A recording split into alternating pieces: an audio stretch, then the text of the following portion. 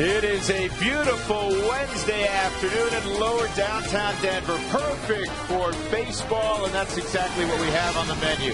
Rockies conclude this mini two-game set with the Giants this afternoon, and then it's off on the road once again. Colorado at 55 and 51. The Giants have been outstanding, especially the last month. They are 62 and 45, just a game behind the Padres in the National League West. Good afternoon, everybody. Thrilled you're along with us. With George Frazier, I'm Drew Goodman. We're going to forget all about last night, a 10-0 defeat. The Rockies did not play well. The Giants played exceptionally well. You move on today and you hand the baseball to your ace if you're the Rockies, Ubaldo Jimenez, against a very, very good young left-hander. Yeah, really good young left-hander, first-round draft pick at 07 with the Giants. He's done well on the road, 4-1, 187 earned run average. Jimenez leads the big leagues with 16-2 overall record.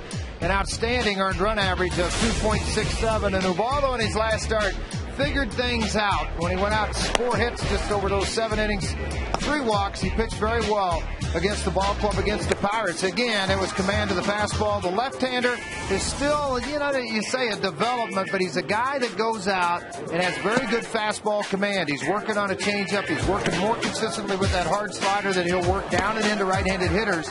But this is a young, developed, young left-hander that knows how to pitch. His numbers in the minor leagues were ridiculously good. He's arrived very quickly. Last year he made his first start as a 20-year-old. In fact, he just turned 21 a few days ago. We'll continue to get you set up for this one. Rockies and Giants getaway day for both clubs.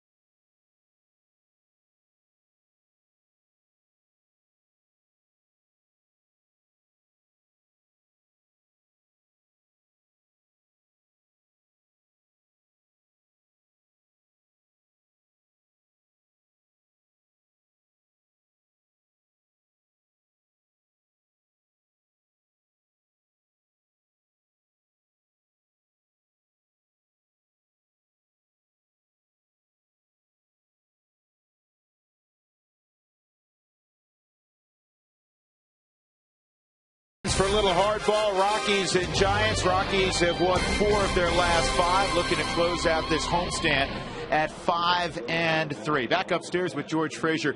I'm Drew Goodman. We touched on this next subject a little bit yesterday.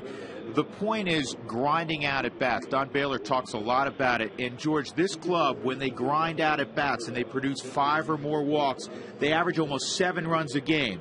On days where it's 4 walks or less, it's 3 runs less. That's a startling stat. Well, what it amounts to is you're taking advantage of a pitcher's mistake. When he gives you a gift, they're capitalizing. When they don't give the gifts out, they start to press for runs. And I think that's the one thing that this jumps out at me. And the records dictate exactly what you're talking about. You know, when you're 22-11, when you're scoring nearly 7, obviously that's great. But when you don't, you're 6 games under 500. It means you start to press for those at-bats late in ball games, and you have 1, 2, 3 pitch at-bats. Something the Rockies have always done throughout the history of this organization is pound out at-bats and get rid of starting pitchers by the 5th inning, particularly in this ballpark. Well, and Madison Bumgarner, though he's a strike thrower, he's still a young guy, and he's pitching in a ballpark that historically tells us he's going to give up some runs. So make him work. He's a kid out there. Let's go down to the field and talk to Mark Stout. Mark, what's cooking?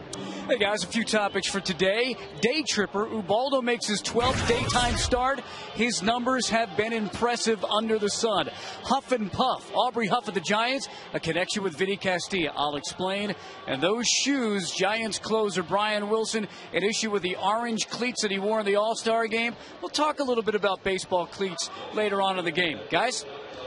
All right, Mark, thank you very much. We are set for baseball. That's a camera on the mask of Chris Iannetta warming up Ubaldo Jimenez. You want to get in the box? Come on back to Coors Field with us.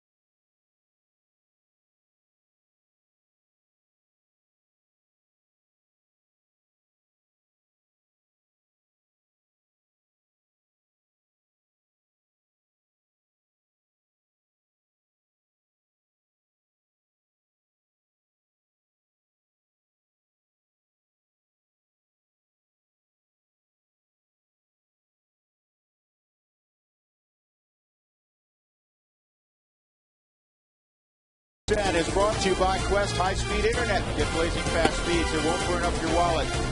By E470, quick, easy, and available to anyone. Test drive it today. By Ford Escape, so much fun, so little fuel. Ford Escape, drive one. And by Brakes Plus, a whole lot more. What? Jorge De La Rosa was throwing a bullpen session today.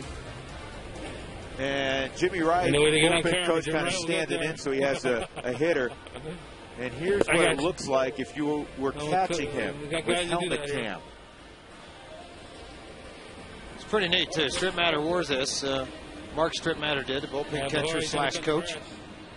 Was down catching this, so that's why you see a lot of movement on it. It's attached to his mask. You can watch the balls come in so I don't get killed. You know. Oh, good pickup, Striddy. I bounced up there. Well, when you got hands like Striddy, it doesn't matter. That's the key to it. Here we go. I thought this was 60 feet this time. Almost. Just got to make sure you keep Striddy's head still. And we'll have Ubaldo Jimenez warming up a little bit later on. There's Andres Torres. Bragged on him yesterday. What a great job he's done in the leadoff role. And yesterday he was very good once again.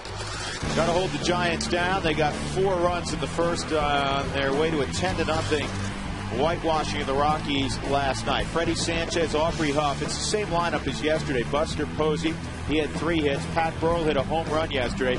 Travis Ishikawa threw out 3 hits. He earns another start. Pablo Sandoval, the only guy in the lineup that really has had a great deal of success against Ubaldo Jimenez, 10 for 25. Then Edgar Renteria and the young pitcher Madison Bumgarner, as we look at the numbers on Ubaldo Jimenez. 21 starts, 16-2, 141 and a third. It's amazing how many people walk up and go, how are you going to pace him the rest of the year? And I said to one guy out here on the club level a minute ago, I said, pace him. We got 55 to go. You get in the bathtub when it's hot and you take 2 Tylenol. It's time to play baseball. It's that dog days heat of the summer. Get after it. We were speculating in his last start, a very good one against the Pirates, George, where he was about 107 pitches, I believe, after the 6th inning. If that would be all, the Rockies had a comfortable lead. Jim Tracy, he sent him back out there. This kid's a horse. He is a horse. We've talked much about it, a lot about it. He works harder than anybody within that organization, and that's not a knock on anybody else. It's a testament to just how hard 38 gets after it. Here's the Rockies defensively, same as yesterday. Skilborgs, Gonzalez, and Hop. Dexter Fowler getting closer to coming back. Moore and Tulowitzki left side. Barmes and Helton right side. Chris Iannetta is behind the dish. Miguel Olivo has typically been behind there when Jimenez is on the hill. First pitch brought to you by Domino's Pizza. And the first pitch is in there for a strike. And we're underway. Text keyword pizza followed by a space and your name to 95323 to receive your Domino's special offer and to be entered to win a pizza party for 12. And it's quickly a 2-strike count on Andres Torres. Something else you probably didn't know about Torres, the career minor leaguer. 49 extra base hits this year. That's 4th in the National League. It's more than anybody on the Rockies.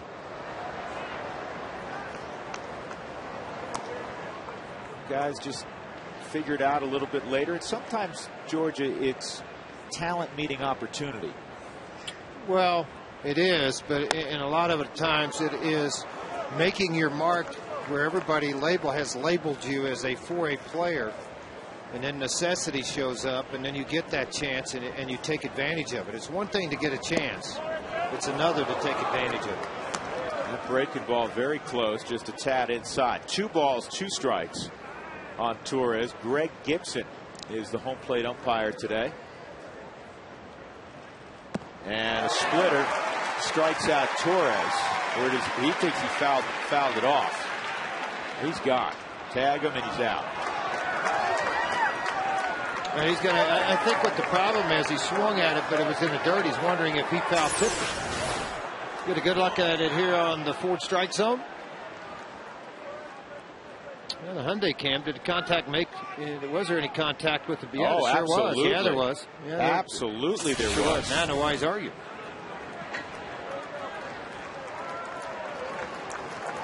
Yeah, at first I thought, okay, Torres struck out and he's trying to do the sell job, just hanging around to play. Yeah, sure, I fouled it off, but he clearly did foul it off, and it looked like it was significant enough that you'd hear a tick.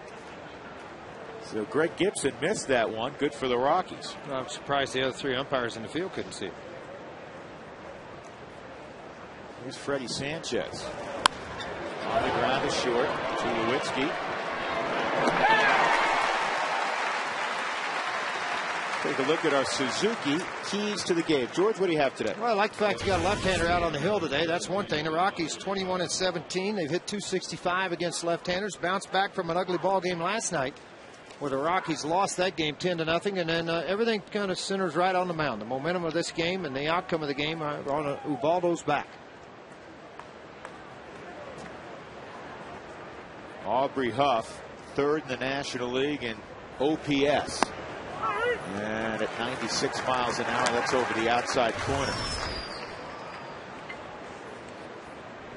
Aubrey went to a small school in Texas before transferring to the University of Miami, where he was teammates with Pat Burrell. Pretty formidable middle of the lineup for the Hurricanes. Well, it's good to see him finally get an opportunity with a decent team. We touched on this last night. Tampa, Baltimore, two bad ball clubs. He's getting an opportunity here with San Francisco in a winning situation. 2 balls and a strike on Huff. He's had a gorgeous year. 310, 20 home runs, 65 driven in. There's a lot of that off his foot. 2-2. There's a lot of players that play on bad teams, and their numbers look good. You never know how they'll respond on good teams.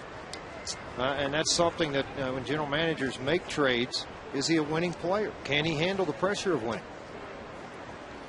Well, the answer with Huff is clearly yes. 33-year-old, and that's a pitch that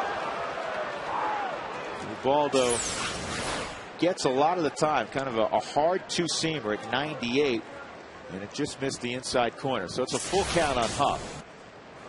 Now they set up away, and the pitch is fouled off. That pitch cruised over at 99. So Ubaldo's starting to get loose. Well, the number 3 position in the batting order, just 153 against Ubaldo all year.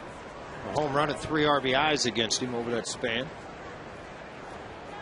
Drew talked earlier about on-base percentage of players at the big league level, where Huff was ranked. Now, Huff has walked 54 times, struck out only 49. That is a phenomenal stat. It's never happened to Aubrey before. He's never had more walks and strikeouts, and he's actually walked this year more than at any point in his career. Chris Iannetta did something to his either glove hand or the wrist area. Scotty Garrett, Keith Duggar now with Jim Tracy. See if we can pick it up on the Hyundai cam. Yeah. Yeah, I can pick it up. Got him good.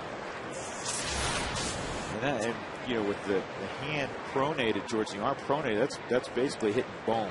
Well, a lot of times, too, what they'll do is they'll tape it up and try to compress it, keep the swelling out of it, give it a little support. And that's exactly what Scotty Garrett's doing right now.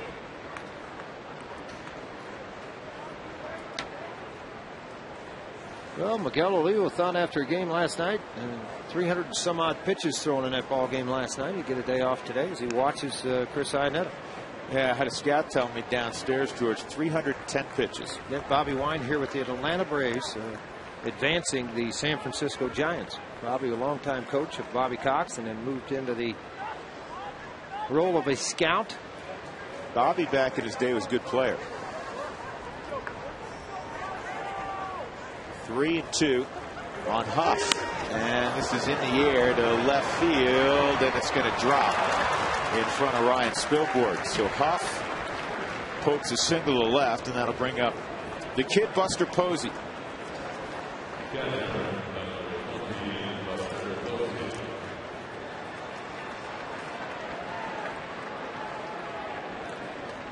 As promised, here's the helmet cam with Ubaldo getting loose.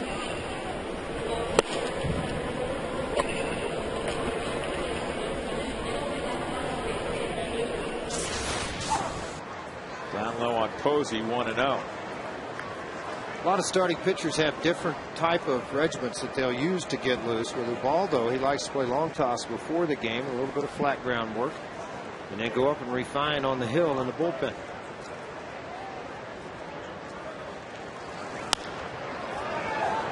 Fly ball to right field, and easy play for Brad Huff. So a strong inning for Jimenez. He got a strikeout, gave up a soft single to Huff, and we'll see the Rockies on offense.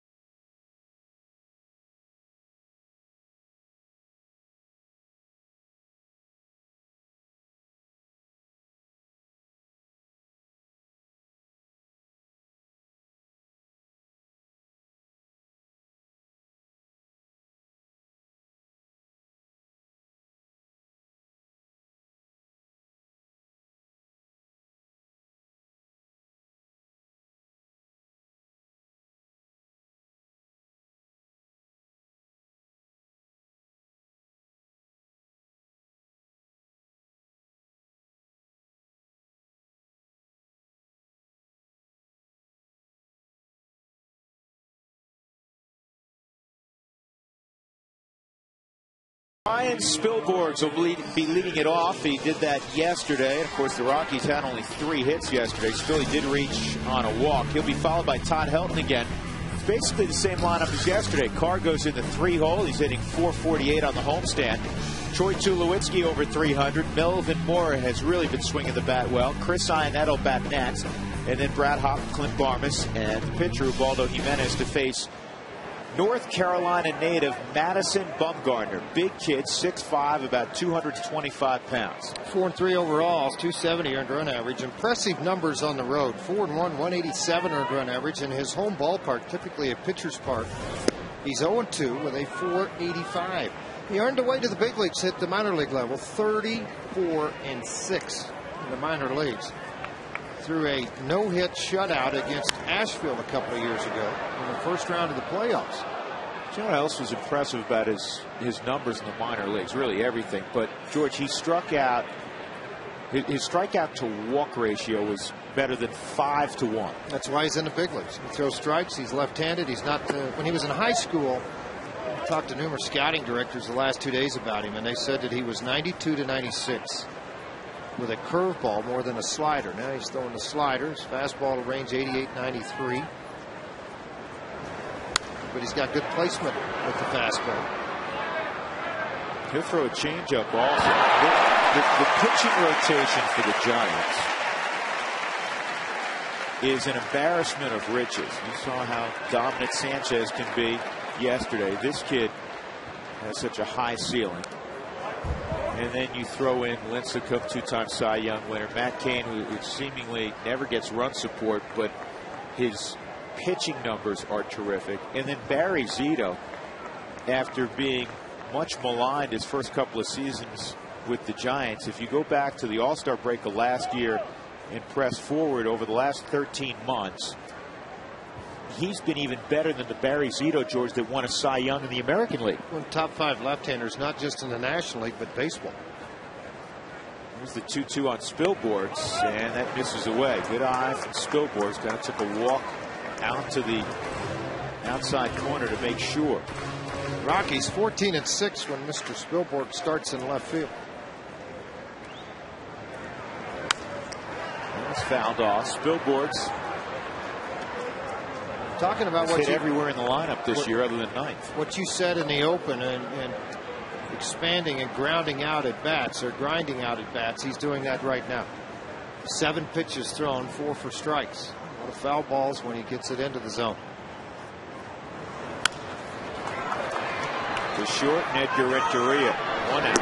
Well, the game plan, talking to Don Baylor yesterday, for Bumgarner is very similar to Sanchez. Now, Sanchez has a history of battling control issues at times. Bumgarner, as we talked about it, a strike thrower, but that's in the minor leagues primarily. This is just his 9th big league start. He's still a kid. He's still a young kid, but you look at his numbers, 46 2/3. He's walked 12, struck out 36, just 41 hits. He keeps the ball in the ballpark. 5 home runs given up in 46 2/3. Left-handers, the Rockies have 3 in the lineup today, Helton, Gonzalez, and Hopp. They're hitting 159 against this young left-hander. And Todd Helton's going to throw out another base hit. Serving it to left field. That's how he began the day yesterday. Todd was 1 for 3 in a walk yesterday. And now he's on in front of Carlos Gonzalez. Here's the Giants defensively. Pat Burl in left, Andres Torres in center, and Aubrey Huff in right. Sandoval, for a big guy, really moves well at third base. Renteria and Sanchez up the middle. Ishikawa at first, and Buster Posey doing the catching. So in steps Carlos Gonzalez, who owns a home run against Bumgarner. The Rockies beat him earlier this year, scoring 4 runs, 3 earned against him in 7 innings. He had 9 hits against Bumgarner. And that's on the corner for a strike. Last 6 starts after that start Drew's talking about, it's 227 earned run average. It's been impressive. He's an impressive young pitcher. They took 2 guys in 2007. The other, Alderson, was traded on to the Detroit Tigers.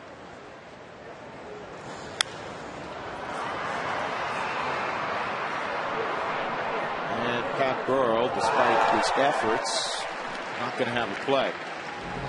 2-strike count on Cargo. You know the deal.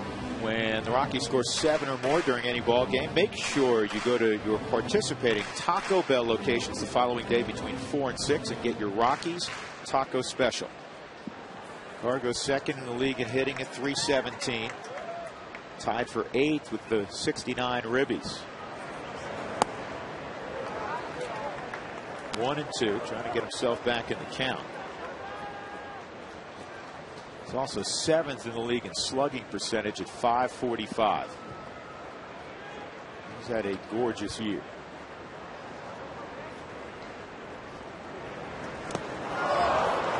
Really backed off of a breaking pitch. 2 outs. That'll bring up Tulowitzki. Big highlight kick. Spun it at him, but it spun down low. Where Cargo has hurt the opposition is that same breaking ball up in the strike zone. Job of blocking the baseball by Posey. So Tulowitzki with 2 outs. Helton at first. And for Helton, he produced just the 8th hit by a left-handed hitter against Bumgarner this year in 46 at-bats. That's how Bumgarner works Tulowitzki. A lot of times left-handers, when they see an upright guy at the plate with an upright stance, they'll try to throw the breaking ball after getting ahead. They'll try to work the breaking ball down in the zone underneath his bat.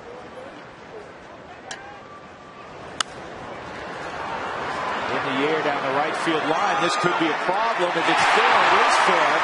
And Helton chugging to third base. And it's a fly ball double off the bat of Troy Tulowitzki. Then it would have been a little bit more of a protective, I hope I foul this pitch off type swing. And then he benefits a double down the bloop double down the right field line. Huff playing all the way over in the left center field gap, thinking he's going to dead pull. And he throws his bat out at it, flips it, stays in fair territory. Huff on a long run, Helton at third. 2 out there for Melvin Mora. One of the hottest hitters in the Rockies lineup, George. He hit 2 balls very hard last night. One a double and one ball that was caught by Aubrey Huff that prevented the Rockies from scoring in that first inning. Mora is 10 for 20 on the homestand. Hopefully the right man at the right time. Colorado hoping to get an early jump. 1 ball, 1 strike. Mora hitting .317 against lefties this year.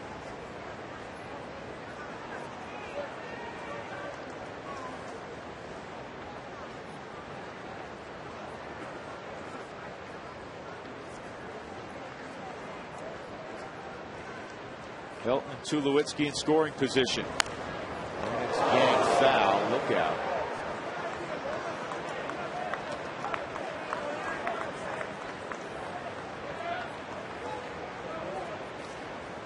The numbers for Mora even better when you shrink it down to the last few days. At one point he had 6 straight hits. He's 9 for his last 15.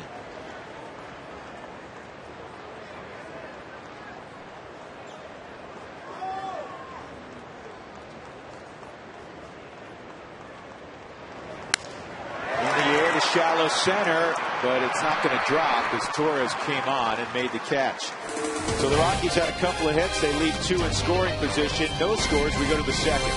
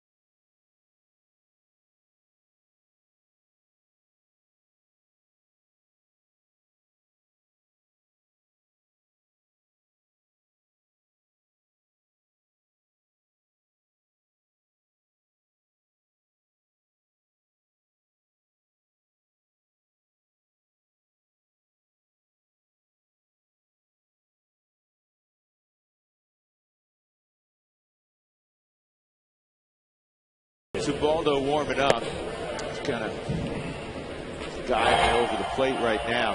How many pitches, George, you think on average a starter will fire in the bullpen? And I'm not talking about long toss or just more. I'm talking about now he's getting on the rubber. Well, it's 8 or 10 fastballs, maybe 20. Then he's going to spin his curveball 4 or 5 times, hard sliders, changeups. And if he doesn't have the feel for any of those, he'll go back to them, including the fastball. Once he gets command of the fastball, both sides of the plate, then he implements the other 3 pitches or 2 that he throws.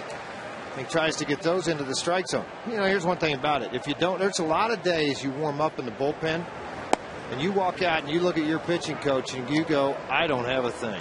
And you spend a 9-inning shutout. You know, it changes for whatever reason. And after that national anthem, you walk to that mound in the middle of the diamond, things just flip. And there's other times the pitching coach comes in and looks at the manager and goes, he's got no-hit stuff, and they're gone in the 3rd inning. You know, I mean, it's just such a varying thing coming out of the bullpen. He's a 2-1 on Pat Burrell. And that misses 3-1. Here are some guys, George, throwing in the neighborhood of 70, 75 pitches before they even take the mound for real. Well, there's one guy, Shane Raleigh, I played with the New York Yankees, and he was a guy that threw 131. Leadoff walk to Burrell, and Travis Ishikawa will come up. Let's send it down to Mark Stout for today's Great Colorado Payback Sideline Report. Mark.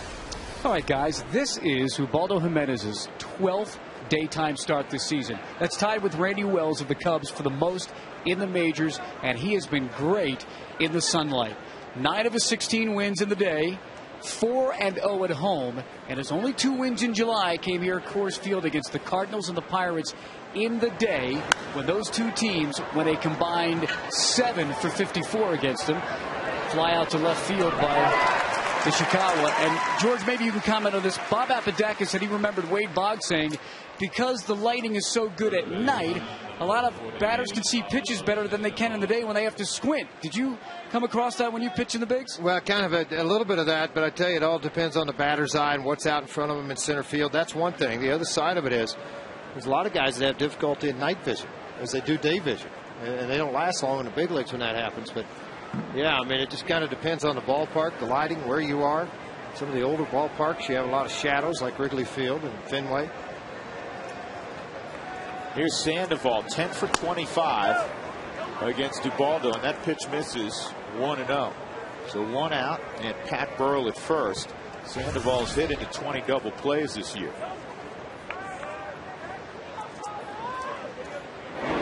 Ubaldo not a guy, despite his overwhelming stuff, that's consumed with strikeouts. He has punched out 126 and 141 2/3 coming in, which is terrific. It's among the league leaders.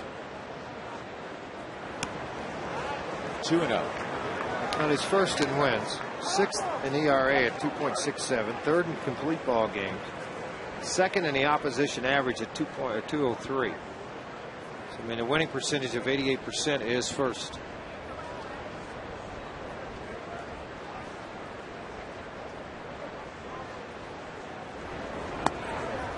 And that misses, so it's 3-0. What he's trying to accomplish today is to tie Pedro Estacio, Jeff Francis, and Kevin Ritz, who did it in 1996. 17 wins, the most wins in a single season by a Rocky starter.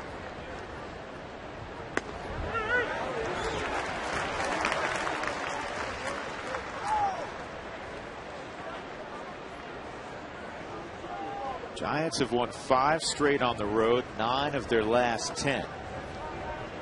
They're 15-4 since the All-Star break. Swung on, fouled off right into the glove of Chris Iannetta. So it's 3-2 on Kung Fu Panda.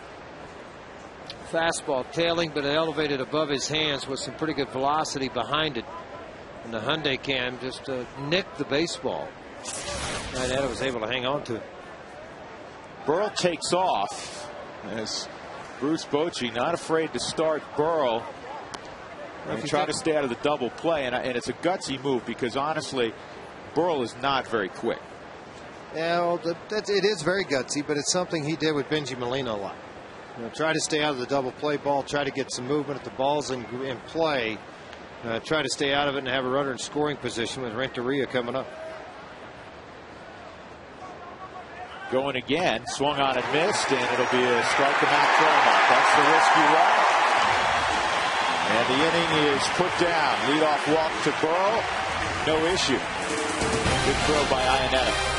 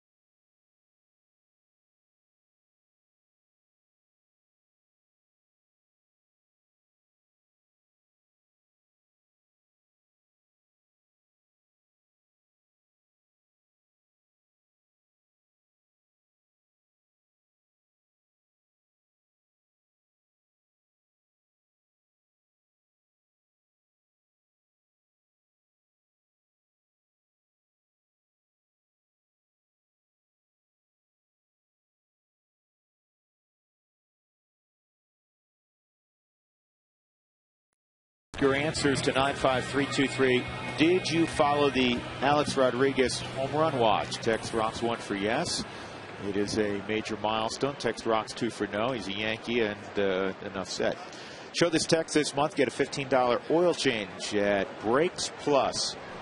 Chris Iannetta against Madison Bumgarner. Rockies had a couple of runners in scoring position in the first. Melvin Mora hit a fly ball to center field to end that potential rally. Iannetta, Brad Hopp, Clint Barmas here against the 21-year-old. And if you missed it, A-Rod did finally hit his 600th home run earlier today. Yankees enjoying a 5-1 lead at home against Toronto. My issue with that whole thing, nice hands, Glenn Allen Hill. My whole issue with that is I don't need to see Alex Rodriguez when he grounds to short. He pops out. When he hits the home run, then let's go see it. And people made this huge deal that he had gone, I guess it became a little more than 40 at-bats without a home run. It's not easy hitting home runs, even for a guy as great as what a play by Kung Fu. Hand up high throw, go to the stands. It did not. It hit off the siding. So Iannetta reaches. Sandoval did the hard part, George. Then he didn't grab the baseball, and he forgot who was running too. With Chris Iannetta, he had more time to get a better grip on the baseball. He just grabbed it and fired, and then just overshot everything on Ishikawa. Wow, they're giving Chris a base hit on that. I don't quite agree with that, because once you come up with it, you got to make the throw.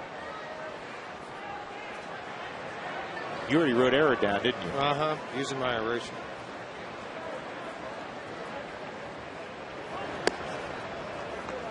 People always ask me, great hitters 20 years ago hit 280, 290, and if they hit over 300, it was phenomenal.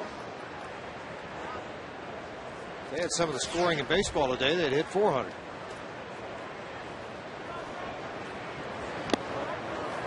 One and one on Hopp.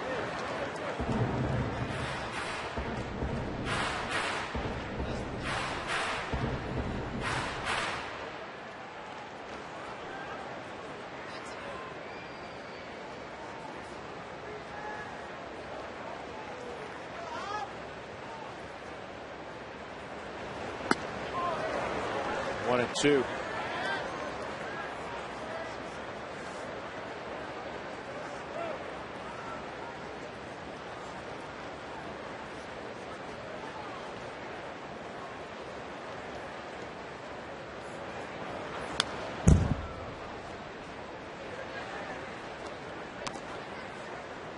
Brad, a 244 career hitter left on left. This year slightly better than that at 253.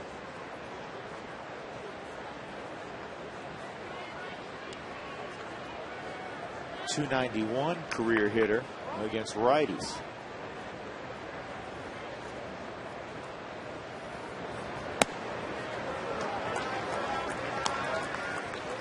Two and two. Barmes will be next. So A-Rod now one of 7 players to hit 600 or more home runs.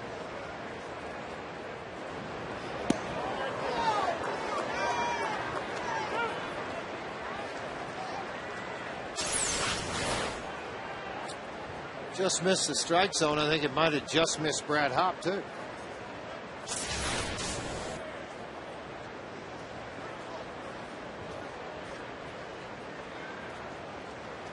Three-two. Iannetta takes off, and this ball's lifted to pretty deep right field. Huff is going to get over in the corner and make the catch. So Barmes will come up. This date in history is brought to you by Dex One, Marketing Solutions Business Results. August the 4th, 2007, Alex Rodriguez becomes the 22nd and youngest player to hit 500 home runs. He was a little over 32. And today is the youngest player to hit 600. George, does he get to Barry Bonds? I think so. The contract, what's he got, 5 more years, 6 more years on his contract, that he's going to fulfill that contract. So I think there's a great opportunity. Got a ball. And Iannetta moves to scoring position.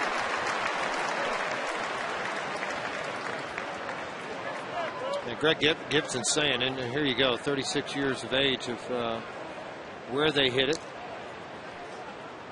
We'll see this Bach again. The home plate umpire said that his foot or league leg went too far. Called it very quickly. Bochy asked.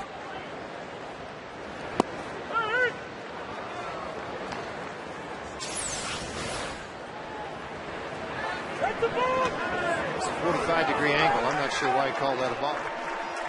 Barmes 300 average this year with the runners in scoring position. Will the foot come behind the rubber, George? I don't think so. Didn't look like it. I think he was more about the angle of the plate that when he took a stride towards home plate. He went beyond that 45-degree angle they talk about. And this is a flare to Freddie Sanchez. 2 outs. And Ubaldo will come up here in a scoreless game at the bottom of the 2nd inning.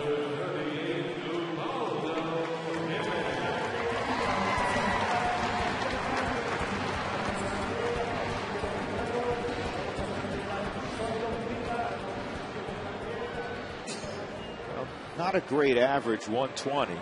But Ubaldo, every once in a while, throw out a hit. I mean, he takes pride going to the plate. He has a chance to help himself here with Iannetta at second.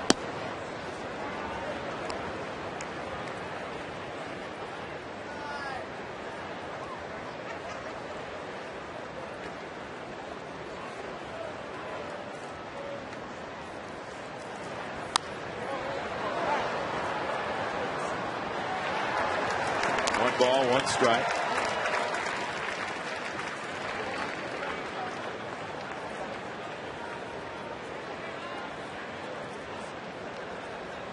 Rockies 6-5 this year against the Giants. In fact, they have a winning record against both teams in front of them in the NL West. Wow, hit down. Seth Smith, did he get hit?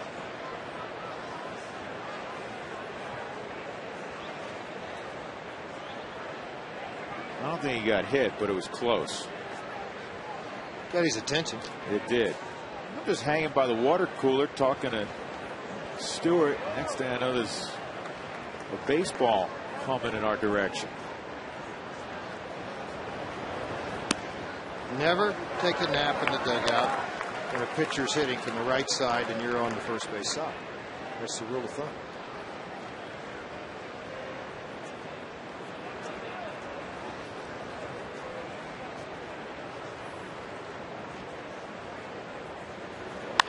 Down the line, just foul.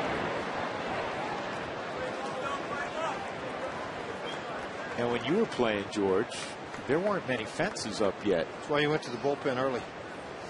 That's why I went down early. Make coffee and stay out of the way. Now every ballpark has the fencing in front of the dugout.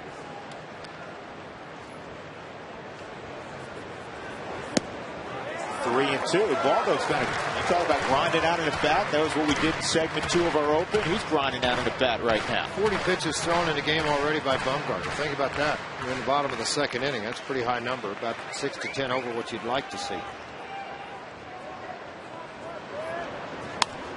And this is down the right field line, and it is a foul ball. Wow, he was right on top of it, too. There's no question. Scott Berry stood right on top of it. He thought his ball could have hit him almost. Not quite, but, I mean, he got down that line, and he did a great job. Watch the umpire, yeah. Watch, well, you're going to get out of your screen here, but he's running right down the line to watch this to see exactly where this ball hit.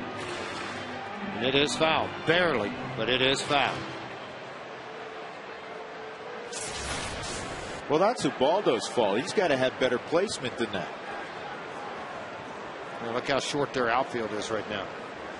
Look at it. I mean, this is really brought in a ton all the way around, not just in right field. This may be the shortest I've ever seen a grouping other than trying to prevent a winning run. Base is loaded. I mean, this is pretty phenomenal right now. And Bumgarner can't reach it. Ubaldo can run. Safe there. Iannetta had to stop at third. So it's a leg hit for Jimenez. You always hate to see a pitcher have to run that hard. And Ubaldo is okay. But now you're going to get Spilborghs to the plate. Thought Bumgarner might get off the mound, but he didn't. He just kind of hesitated for a minute on the ball, and then all Freddie could do is try to flip it. Nice save by Ishikawa. The run scores. The flip from Sanchez not on target at all. Ishikawa just dives out and stops the baseball, and it turns to look. Did he start to flip it with the hand and then went with the glove? I don't think so. I think because he just had so much there, he had to get rid of it so fast to have a chance. Spilborghs bounced to short, so the Rockies have 2 on again here after having 2 on in the first. And that's inside. And again, more than anything, you're elevating the pitch count on Bumgarner, and you hope to be able to push one across. Iannetta at third, and Jimenez at first. This ball ripped to left center field. That'll do the trick. In fact, Jimenez may have a chance to score. He lost the helmet. He's turning it up. Long stride toward the plate. The throw on its way. Cut off. Jimenez scores, and they'll get the out on Spilborghs. It's 2-0.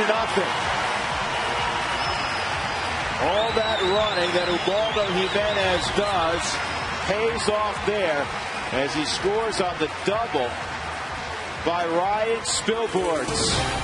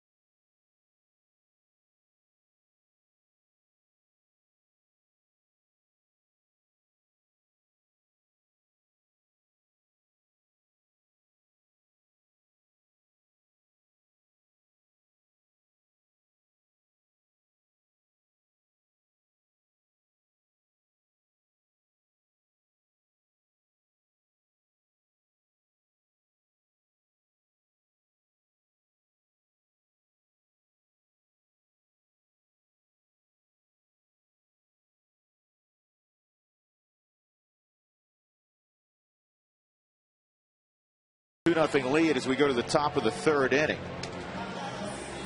And Jimenez taking his time warming up naturally after all that running. All right, George. Spielborg's running toward third base. The ball's cut. You got to get a cut from Posey for Ishikawa to cut it. I thought it was going to be a pretty close play at the plate. Why, and the Rockies do this a fair amount, why do you keep going and producing out on the base paths? Well, I think the only reason he was doing this, Drew, is to cut and make them cut the baseball.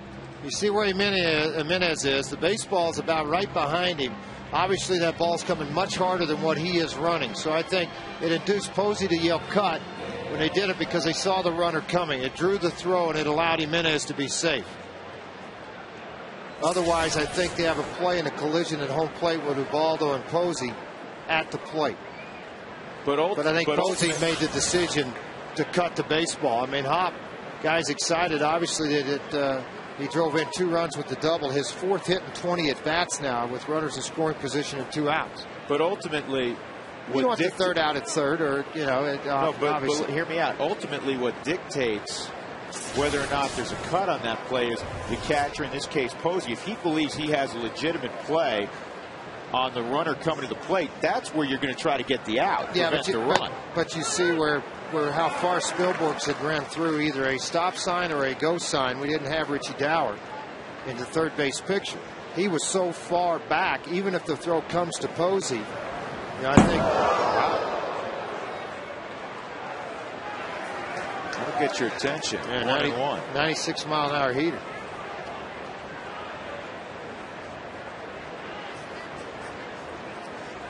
Well, he won't be hugging the plate too much. Renneria is one of the few guys that you see in the big leagues that hits from a closed stance. Used to see it a lot more. Here's the 1-1. And that just missed on the outside corner, 97. Well, Dower does not put the stop sign up. He's just telling him basically, sending Jimenez, and it goes down the line to Spielborgs.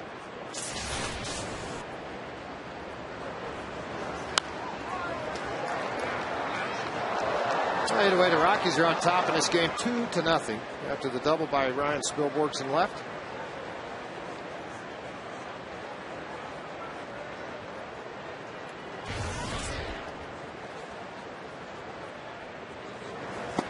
Strike 3 on Edgar Renteria.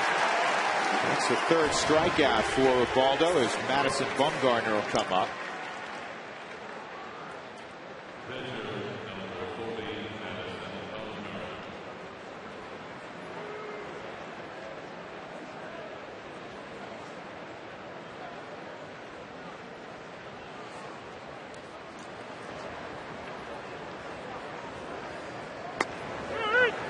Strike on Bumgarner. Gatorade Player of the Year in the state of North Carolina his senior year. In fact, we'll talk about a storybook ending to his high school career for Bumgarner. Strike 2. He hit a walk-off 2-run home run to win the state title. And an ERA under 1 his senior year. He's one of those guys coming out of high school. It's just not will he get there, when will he get here to the big league level. Left-handed, big, strong kid, threw the ball hard, good athlete. Here's the 1-2, and he's gone on a splitter.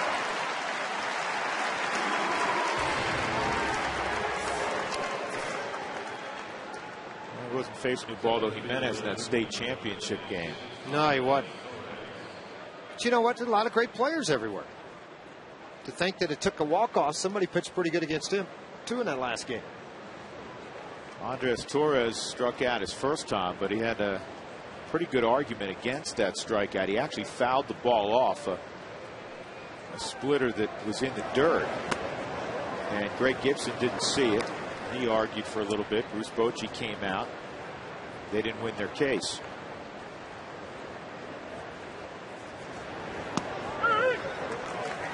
Gibson's a veteran umpire. He's in his 12th year. Here's the strikeout, and you can clearly see the ball was fouled off. Even Chris Iannetta didn't tag him for about 5 seconds because I think Chris realized the ball was fouled off. He did. He did realize it, and then when they called it strike three, the thing that got me a little bit, Gibson didn't ask for help from anybody. Typically, umpires will ask for some help unless they're 100% sure. 2 balls, 2 strikes on Torres. Rockies up 2-0.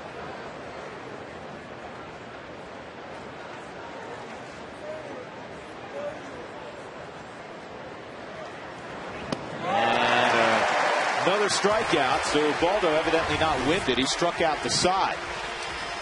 Middle of 3. Rockies 2, Giants nothing.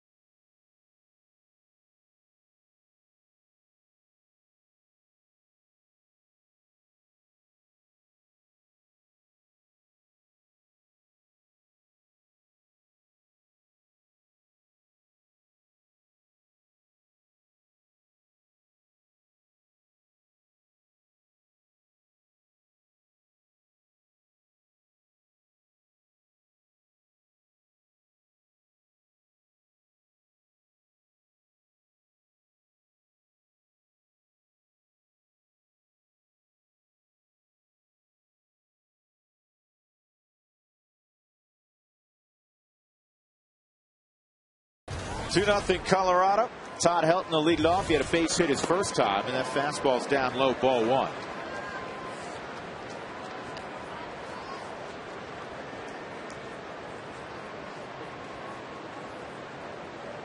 Helton will be followed by Gonzalez, and then Tulowitzki. 1 ball, 1 strike.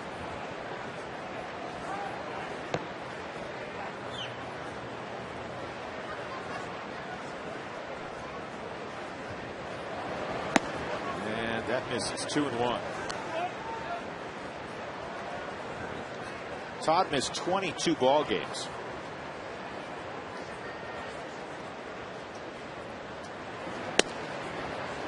And this is turning into one of those typical Helton at bats. 3-1. Even though Todd's missed a lot of time this year, he sees 4.39 pitches per at bat, which is second in the National League. And a hard ground ball, but it's right at Freddie Sanchez. Let's take a look at our Geico quote of the day. This is a great one. It's from the former manager, former pitching coach, Roger Craig. I thought it was from a funeral home. His response when he received a good luck telegram from the Grateful Dead on the eve of the '89 NLCS. Jerry Garcia bobblehead night is August 9th in San Francisco, by the way, and that's a Bay Area band, the legendary band Grateful Dead, and Jerry Garcia, the late Jerry Garcia, a big Giant fan. You could just picture that. Roger Craig. I really don't think Roger Craig probably ever listened to one song of Grateful Dead. Probably not. Huh? Yes, probably yes. not. I have. And it's 0-2 on Gonzalez, who struck out on a breaking ball in the dirt his first time up. Carlos has hit .313 against lefties, .319 against righties. He's hitting .372 at 20th and Blake. And he's gone again.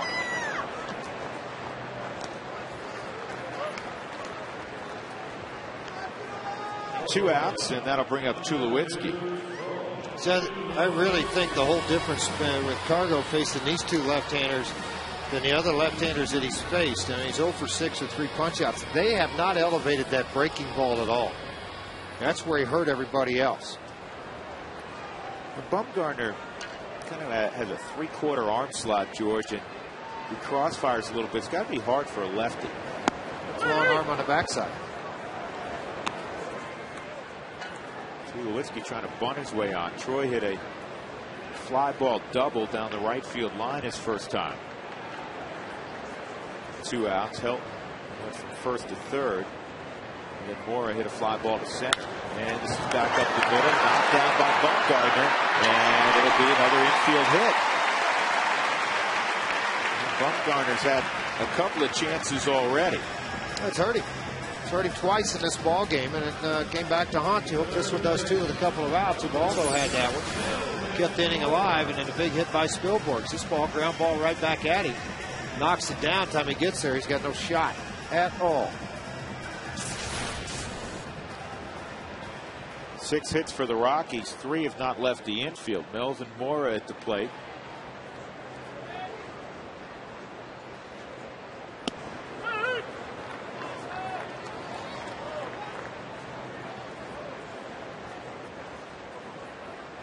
Today is game number 107.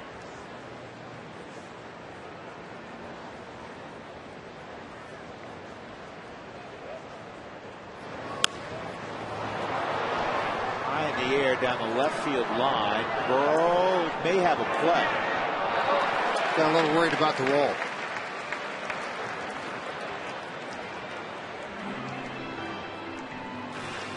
Ball was hit plenty high for him to get over and be able to make a play, but see how he kind of hesitates and looks, and when he got to the wall, instead of getting against it, he just leaned over on it. A couple of guys missed that one.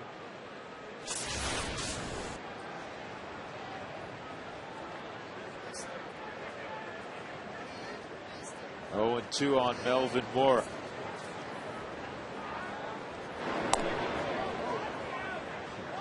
Bumgarner kind of guided that ball to first base. He almost threw it over the head of Travis Ishikawa.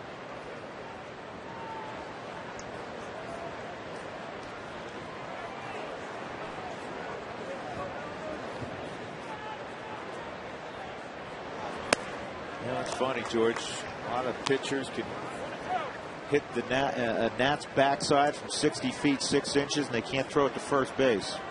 Something about going over there. There's nothing back there. There's not a backstop. There's not a, something to knock the ball down. I don't know what it is. A lot of guys like that, though, that play the game today. 1-2. And a line drive, base hit, center field for Mora. Tulowitzki hesitated. Now he's going to try to go first to third. He's going to get there.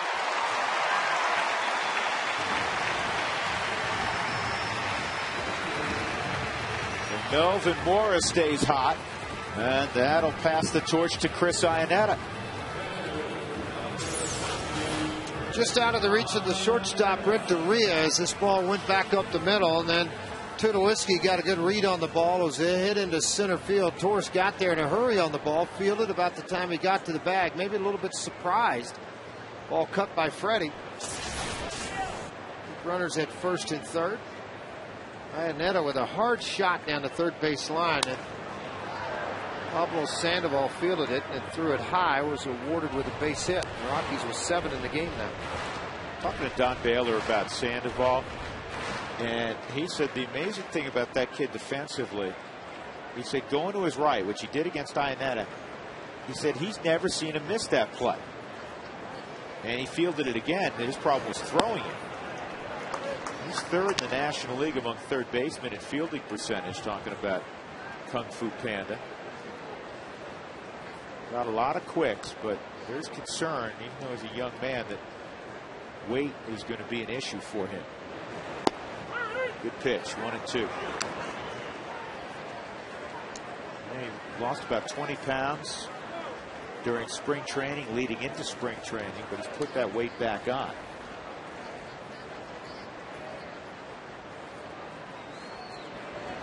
Iannetta rolls it to short. 3 innings completed Coors Field. The Rockies 2 and the Giants nothing.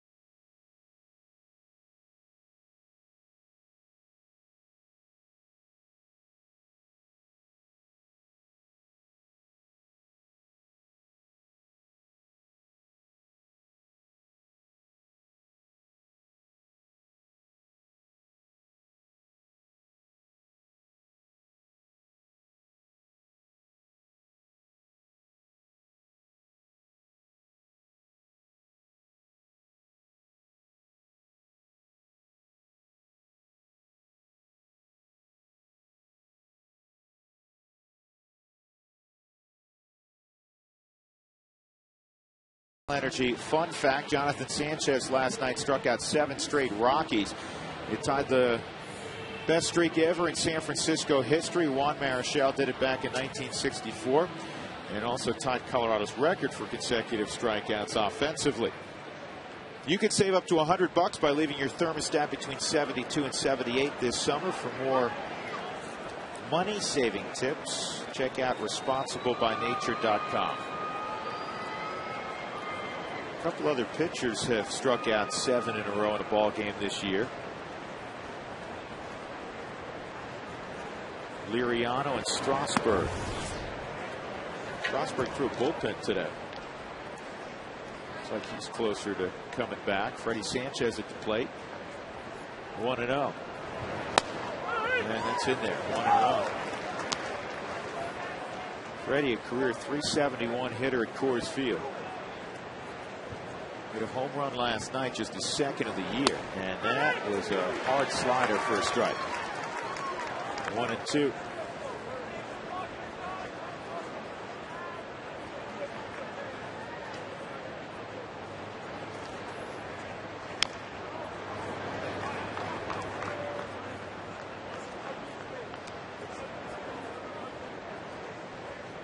Sanchez started out red hot this year, .379. Was finally healthy, missed a lot of time. His last 47 games hitting just .224. They struggled, and again, he's one of those guys that they got in the trade deadline towards the end of last year and had shoulder and elbow problems and got healthy and just hadn't been able to find the groove again. And this could be a problem. It will be. It drops over the head of Clint Barmas, so a leadoff single for Sanchez. Time for our Fast Cash Gold Centers sideline report with Mark Stout. Mark. Hey guys, you know who's gold when you talk baseball with him? Aubrey Huff, the man coming to the plate right now. I said to him, do you remember Vinny Castilla your rookie year? He said to me today, do I remember Vinny Castilla? He said, I took over third base for the Devil Rays in 2000 when they gave Vinny his walking papers. They let Vinny go. Now, Vinny was happy about that. He told me that today. But Aubrey Huff said the first thing Vinny Castilla did was come up to Huff and say, go get him. The job is yours. Do the job. Well, he's now playing right field here in the National League for the Giants. And we've talked about how he came over from the American League, bad teams, the Devil Rays, and also the Orioles. He's enjoying things. Told me a couple things today. Likes the National League much better, likes the pace of the game, and he got his first bunt hit against Mike Pelfrey of the Mets. And he said, I checked that off my list for things to do in my career. But he's an interesting guy. Goes back to 2000 when he took over for Vinny Castilla in Tampa Bay, guys. Well, Aubrey Huff's hit more than 200 home runs in his career. In fact, he's closing in on 225 home runs 10 games against the Rockies. He's had 5 home runs, 9 RBIs. He's hit nearly 400, 395 batting average. Here are the career numbers, outstanding career numbers. And he has helped the Giants immensely. 2-2.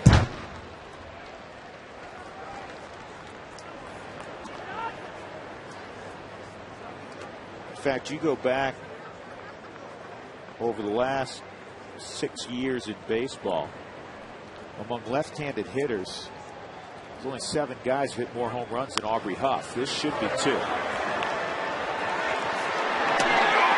Huff beat it. Good job by Aubrey Huff getting up the line.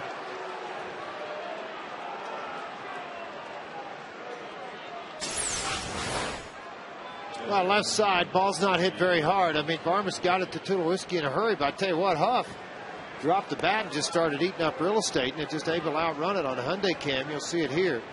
Not a lot of distraction from Freddie Sanchez on the throw over. But he does beat it. Good call. Scott Berry, you're right so far today. Here's Buster Posey.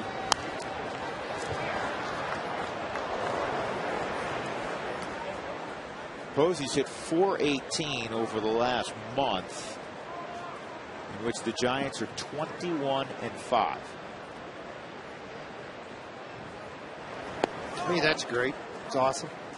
For what he's done behind the plate, when you're catching a 2-time Cy Young Award winner, another Cy Young Award winner in Zito and Matt Cain, and the way you've called the game and worked your way through this, that means as much to me as much as he's swinging the bat. I think swinging the bat part was a given. The catching side of it was something else. He's throwing out base runners. 34% coming into yesterday's game. Looks like the whole package. Linetta slides to the looks like a good draft pick. That's what it amounts to. Part of the batter's box on the left side to keep that from going to the backstop. 2-2.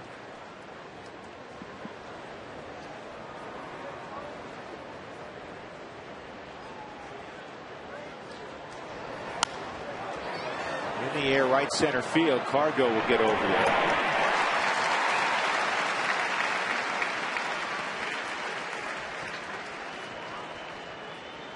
And that'll bring up Pat Burrell, who walked.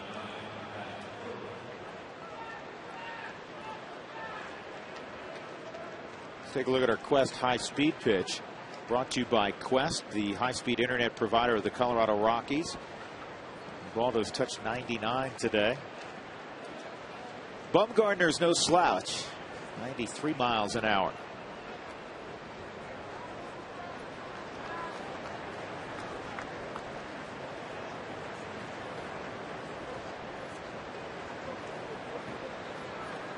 So Burrell steps up. He had his first multiple hit ball game last night. About 3 weeks. 2 for 3 with that home run.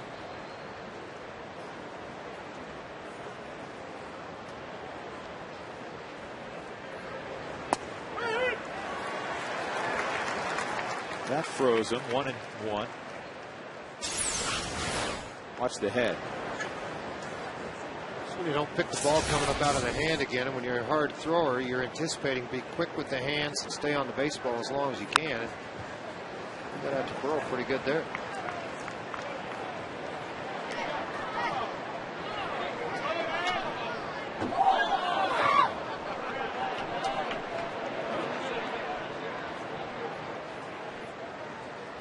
One ball, 2 strikes. Huff at first, 2 outs. That's a great block.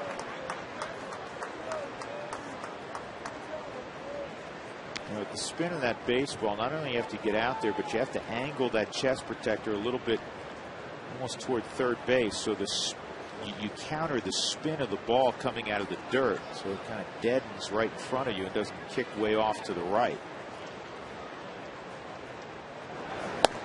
3-2.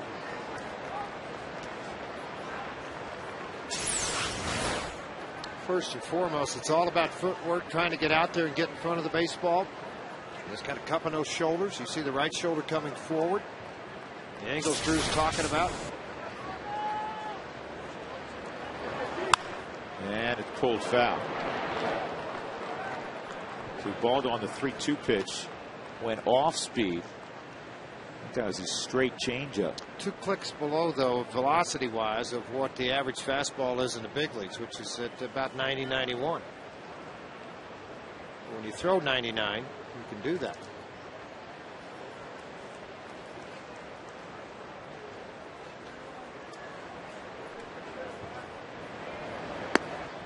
And he loses Burl again. So that'll push Huff to second. 2 on for Travis Ishikawa. When Ishikawa hit that grand slam against Ubaldo Jimenez earlier this year on July 3rd, a ball game in which Jimenez allowed 7 runs against the Giants, it was a splitter that stayed up in the zone.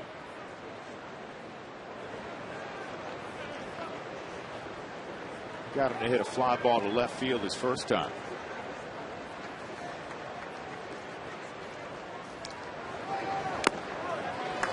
Challenged him with the fastball at 98, 0-1.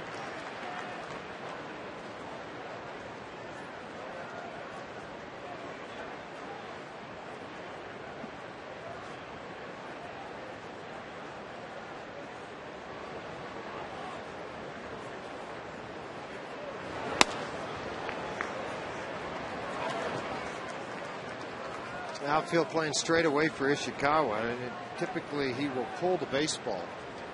But he's not facing a typical fastball type pitcher.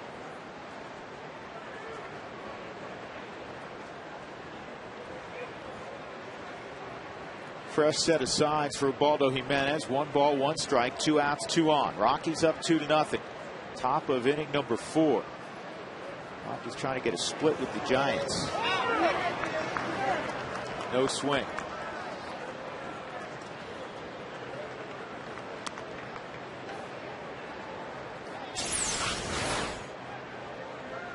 See how close this really is. Now, they go around, ball in the dirt.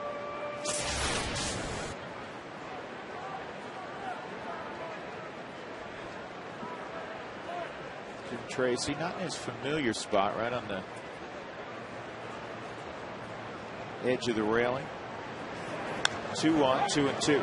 Well, a lot of times managers get up and move around and change the pace of the inning, change the pace of what your pitcher's doing, get a little different luck working. It's hot, sitting out in the sun the whole time.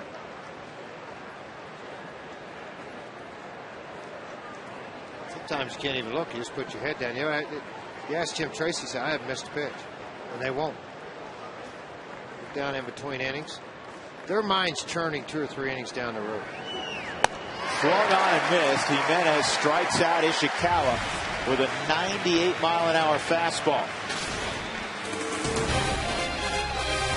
Middle of 4, Rockies ahead 2-0.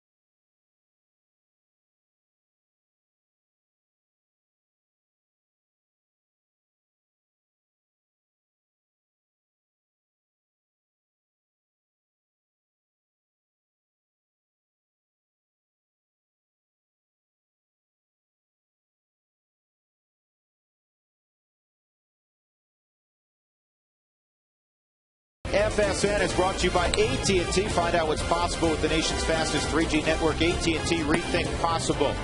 By Dexwad Marketing Solutions, business results. By Big Brothers Big Sisters, be big and donate your car. You get a free tow, a tax break, and you'll help change a kid's life. And by Hyundai Uncensored, real people, real comments on the 2011 Hyundai Sonata. Visit your Colorado Hyundai dealers today.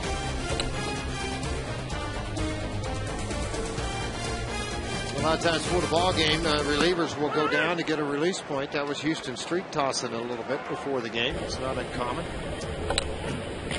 Go down and kind of get a feel for a release point. You're not airing it out. You're throwing it about 30 to 40%. 1-1 on Brad Hopp outside, 2-1.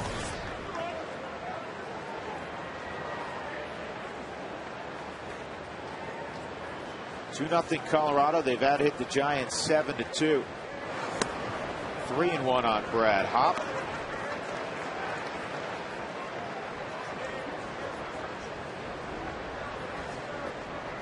Pirates already played today. They got beat by the Reds 9-4. That's in there. Rockies will play tomorrow night, Friday night, Saturday night, and Sunday afternoon in Pittsburgh. Monday will be an off day in Manhattan. And then the Rockies will play Tuesday, Wednesday, Thursday afternoon against the Mets at Citi Field in Queens.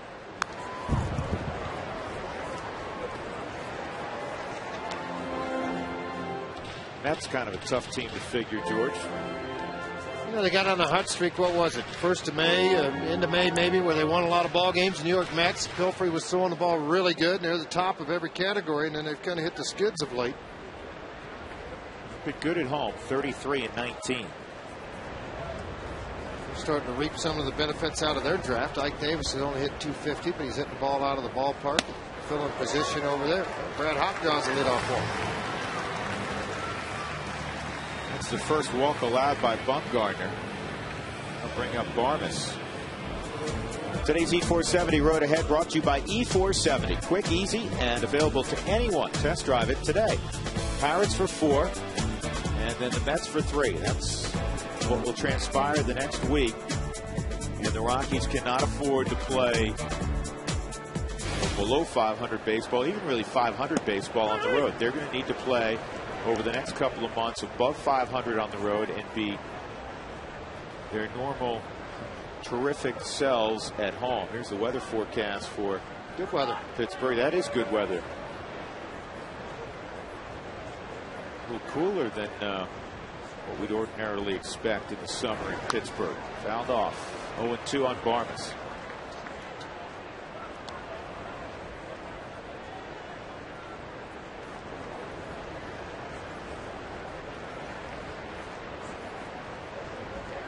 The Pirates, George, for having a dreadful record, they're close to 500 at home. They're much tougher at PNC Park than out on the road. A little different ball club than what the Rockies looked at last week. But Church was here, Crosby was here. They've all been traded. Those were guys coming off the bench for the Pirates. The Pirates played well against the Rockies, taking 2 of 3.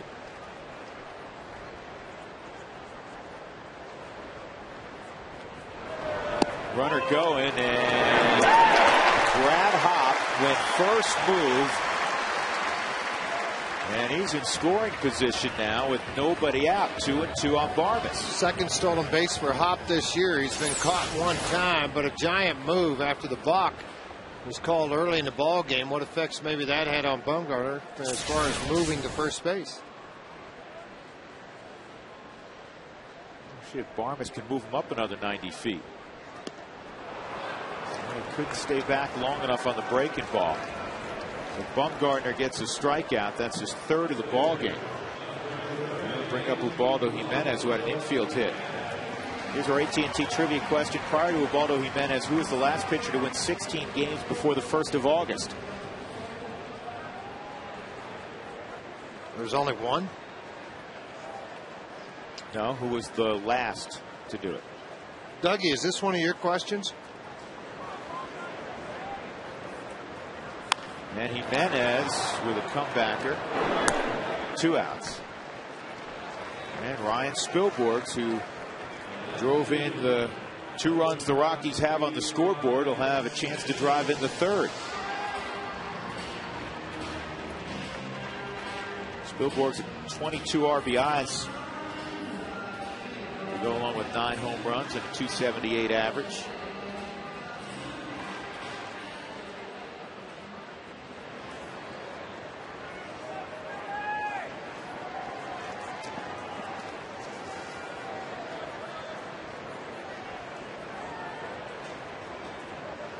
Double in the left center field.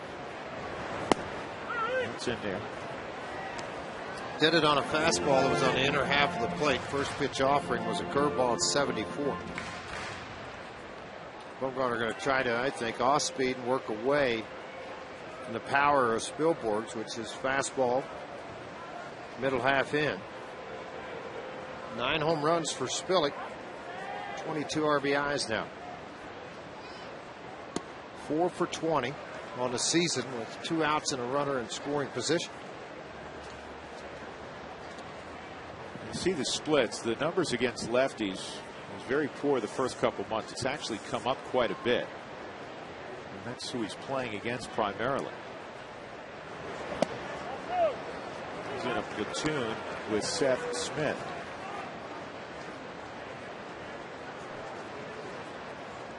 And a very effective platoon.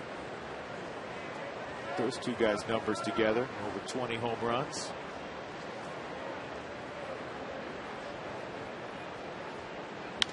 And this is pulled to third. Sandoval with an easy play. Low throw. And Ishikawa came up with it. So Sandoval having some throwing issues this afternoon. He already airmailed one. He almost threw that one away.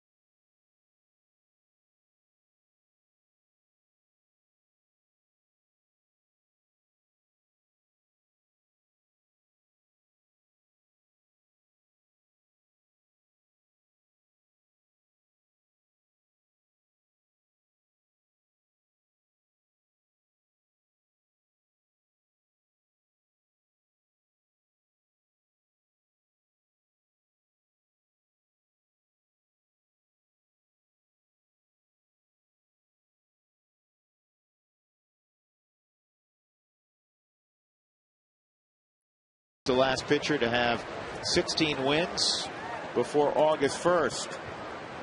Guy you have heard of, Kurt Schilling, back in 2002. He finished 23-7 that year. Ubaldo looking to tie the franchise record for wins, 17, by Estacio, Francis, and Kevin Ritz. 1-0 on Pablo Sandoval, who struck out in the second inning. 7-8-9 for the Giants here in the 5th inning. Ubaldo needs a quick inning. This will help. Pop up to Clint Barnes. 1 out. The reason I say that is last inning he got extended a little bit, so the pitch count at 74.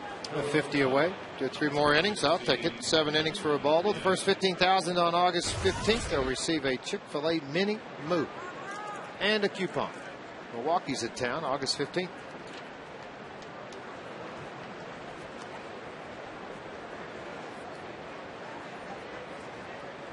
Edgar Renteria struck out looking his first time. Ubaldo has struck out 6. He's walked 2. So allowed just 2 hits. And that fastball in there.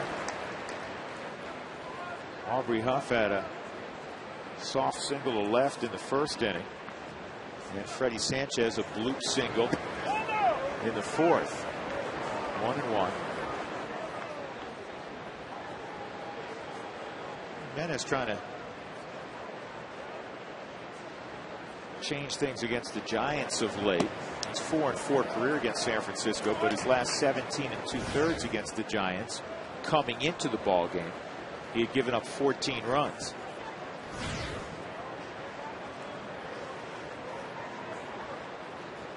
Here's the 2-1. 7 runs given up in the one ball game. Barmas or Helton will get a shot at this one. It's not going to be any fun on this guy. And Helton will receive it in the leather.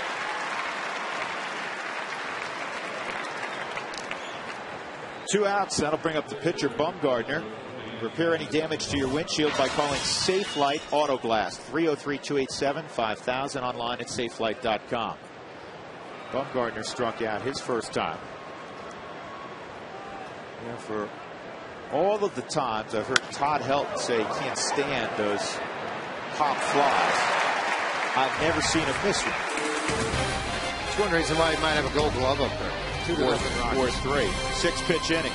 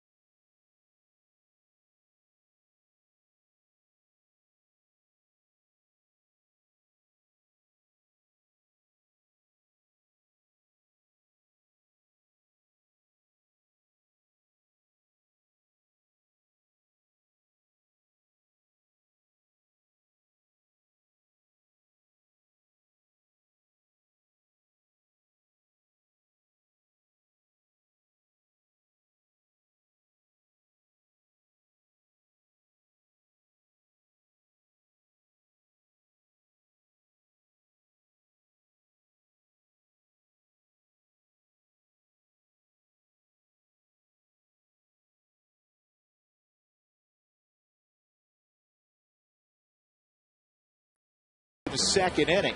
We go to the bottom of the fifth inning. Todd Helton will lead it off. Who wants tacos, fans? If you'd like to receive text message alerts when the Rockies score 7+, for the Rockies taco special, text the keyword taco to 95323. Feed your Rockies fever only at Taco Bell.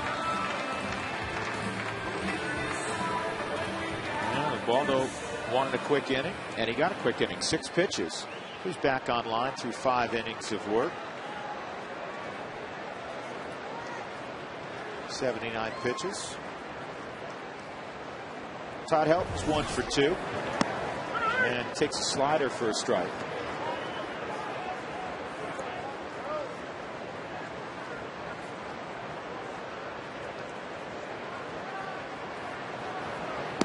And another one.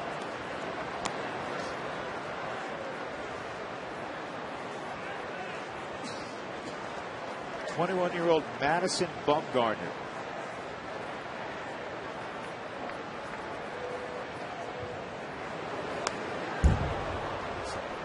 You know what, that tells me something about Helton and his swing.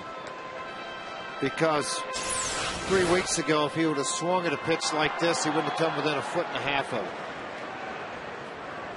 You kidding me? Kept his eye on that ball, was able to make contact. Come on. Uncanny hand-eye coordination.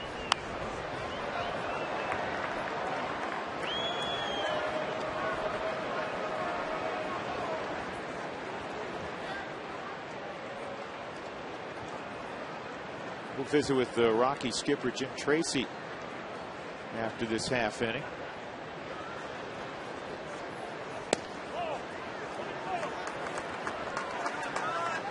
See, that's the pitch. You saw Helton take it. The guy on deck, Carlos Gonzalez, who is an unbelievable talent and is having a tremendous year. As he learns to spit on that's vintage Helton. Lines it back up the middle. As he learns to, as they say in the hitting business, spit on that pitch, not swing at it, he's going to be that much better a hitter. Controlling his own strike zone and where he has his success. He's been on such a run offensively on mistakes made by pitchers and been able to hit it. Todd Helton worked this count, worked it, and finally got a fastball that stayed out over the plate and up, and he reeled it right back up the middle. Todd has really looked good his first couple of ball games back.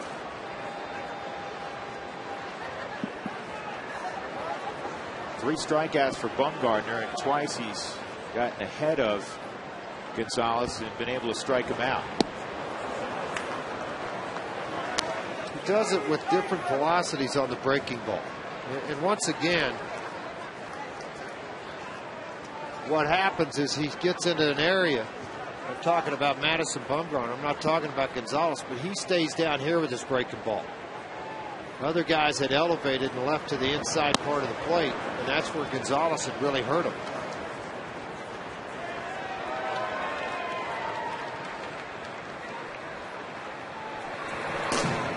That's Denny Batista.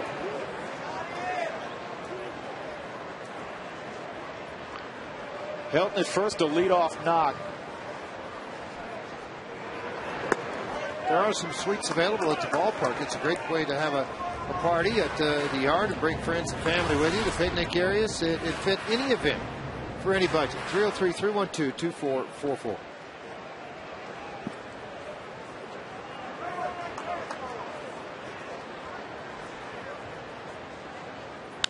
And this ball's driven high and deep right center field.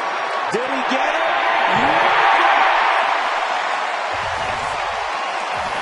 Fooled me twice, not a third time. And the Rockies now lead it 4-0. Home run number 22 for Cargo. He made an adjustment. And he hits his second home run this year off Bumgarner.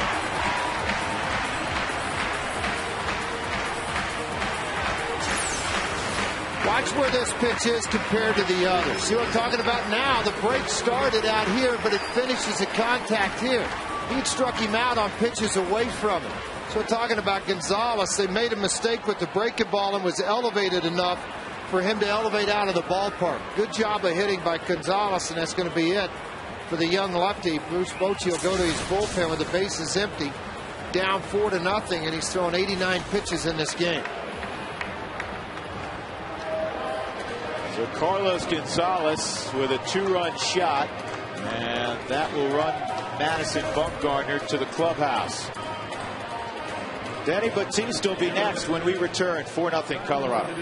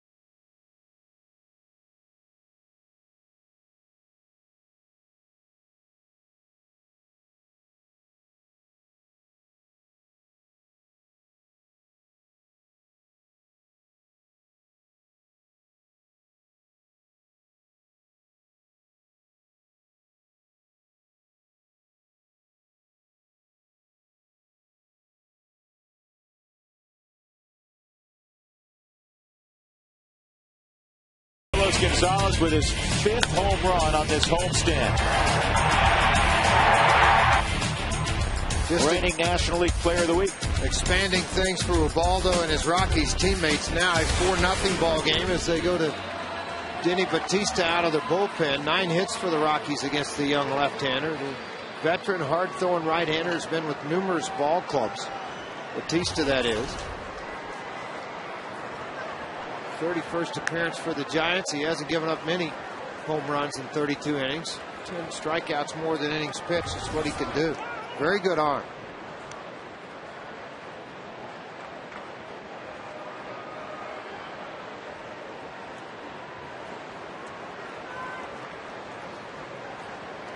Tulowitzki a double and an infield single. Ball 1.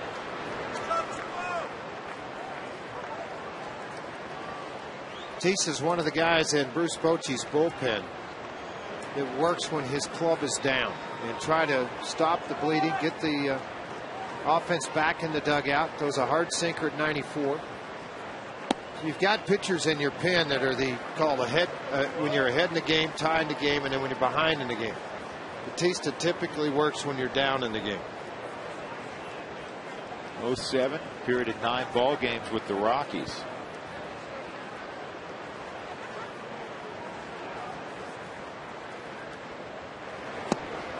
Two and 1.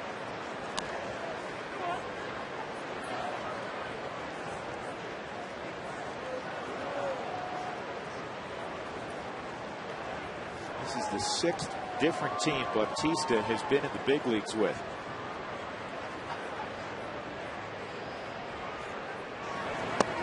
His professional career started in the Marlins organization.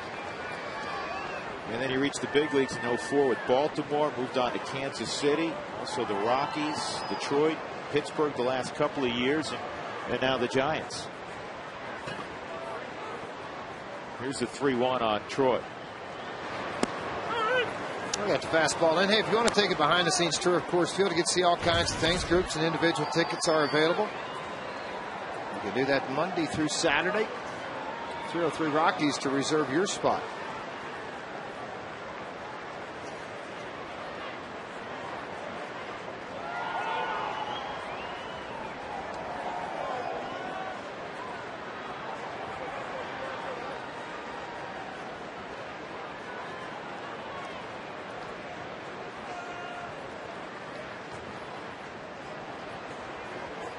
Here's the 3-2.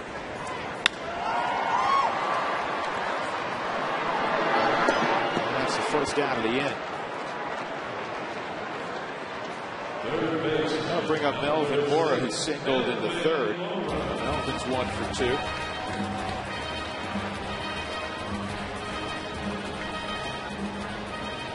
Padres and Dodgers tonight at Dodger Stadium.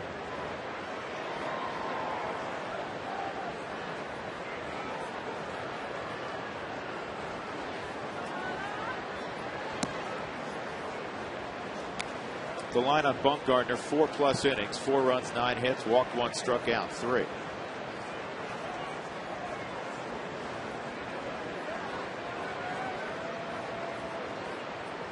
And the 1-0 to Melvin Mora down in the dirt. A little weird. Buster Posey kind of turned his head on that. 2-0.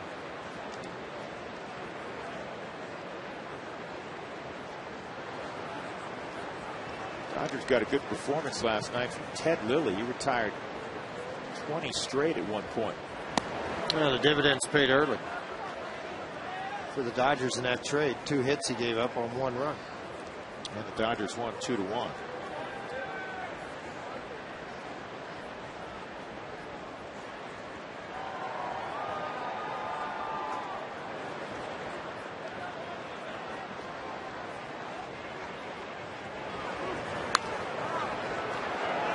Two and 2.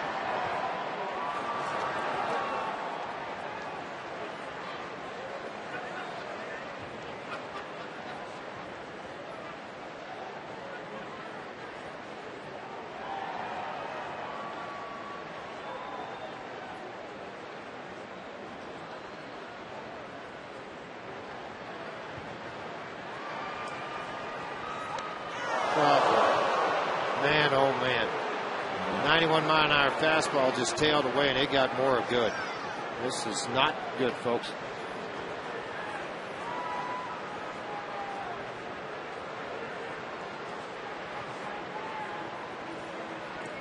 Melvin, you can see pointing on his right knee to where it hit him on his left knee.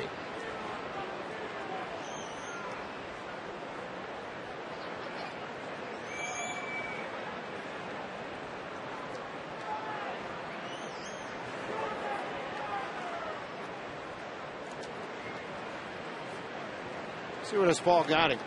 It got him good, I can tell you that. Someday Cam's going to allow you to see this thing. Starts to try to back up. Caught him right on the kneecap. Right on the outside part of that knee. On the joint line, trying to get out of the way of it. Just didn't happen.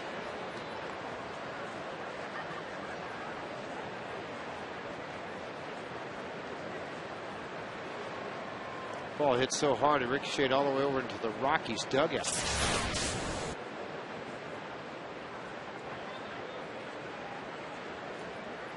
That is going to be really stiff very quickly.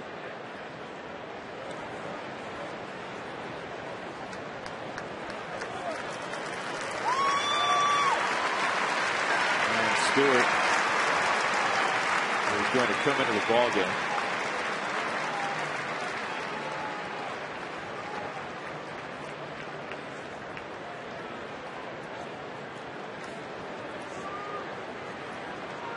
Rockies don't need any more injuries. They've had their fair share this year.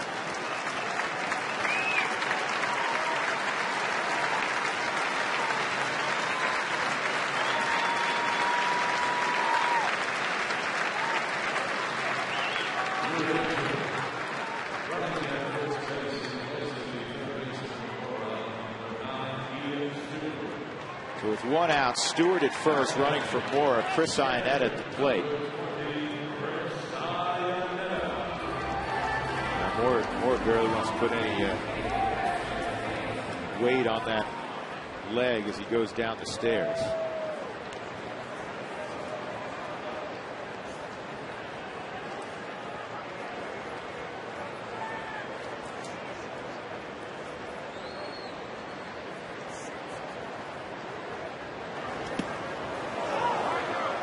Stewart reading the dirt ball, moves up. Good actions on the bases by Ian Stewart. Bad actions by Posey behind the plate. He turned his head again, George. It's really strange. Don't understand that at all. I mean, it's I know the ball's hitting way out in front of him, but it's like, you know what, Greg Gibson, you take it. I'm not taking it. I look like Drew Goodman at Ithaca. No, I'm just kidding. Can you imagine that? Why would you turn sideways and sit here? You know what? Because the batting's all up front, isn't it? Yeah, the first. Maybe I missed something. The first thing you tell a kid when he catches, Buster Posey's done a nice job. I'm not trying to pick on him, but first thing you learn as a catcher when you're a little kid is all the equipment's in front. You don't turn your head. He's really strange. That's twice in this inning on balls in the dirt. But Posey has turned his head. Now there's a runner at second base for Ionetta. Rockies up 4-0 earlier in the inning. Carlos Gonzalez does it again, a two-run shot. That chased Madison Bumgarner. 4-0 Colorado. They've out-hit the Giants 9-2. One on the missed, 1-1. How do you think Gibson feels right now behind the plate? That's his bodyguard. The guy's throwing 95 and he's bailing. Ionetta, this is a breaking ball, but at least he kept the ball out in front of him. The other pitch for Batista was 96-mile-an-hour heater. The chest went right to the chin went right to the chest. Kept everything out in front of him. I hear Gibson down there right now leaning over going, young man, you don't understand how this works. If I get hit with one of these balls, you're really not going to like me for the rest of your career. You better stay in front of it from now on. Not for the rest of the afternoon. It'll be a career thing, huh?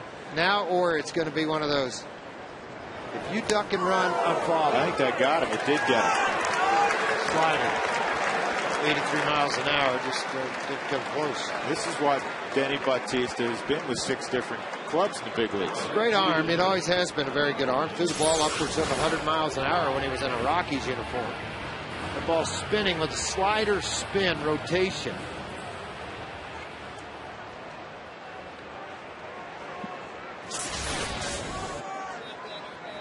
So Brad Hopp up there with 2 on.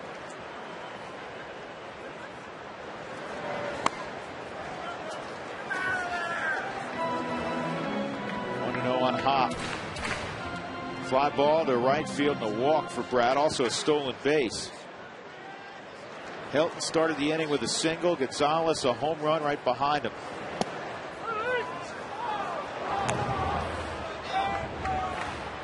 Gonzalez's home run went into the Giants bullpen.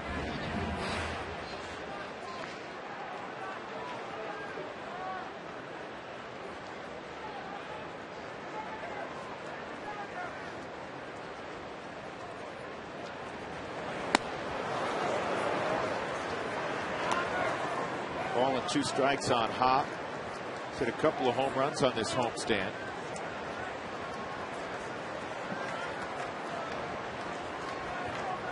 Brad has 60 hits this year. Almost half of them, 28, have been extra base hits.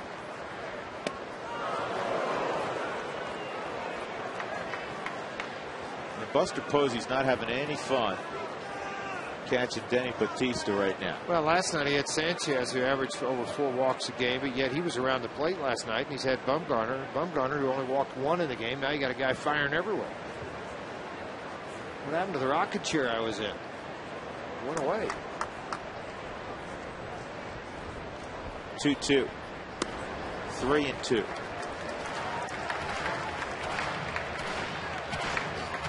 Clint Barmas on deck.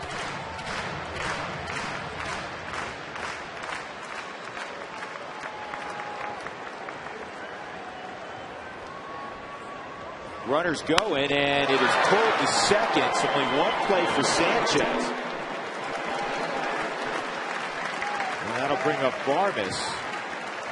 Let's see if they put Barmas on with first base open, already down 4 runs here in the middle of the ball game. You would assume they would.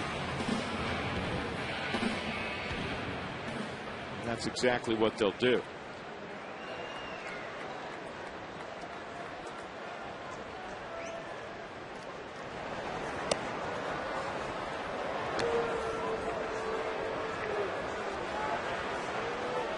So loaded up for Jimenez. Every time Ubaldo's come up, George, he's seen ducks on the pond, huh? It's like Little League again. Casilla, the right-handers, warming up. I think they've seen too many ducks diving out here in the middle of the pond for Bochy's liking.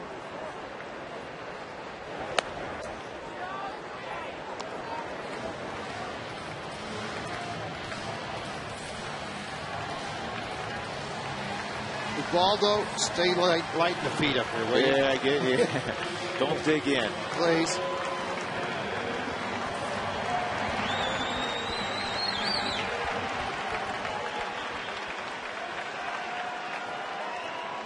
See Roberto Kelly bringing the outfield in.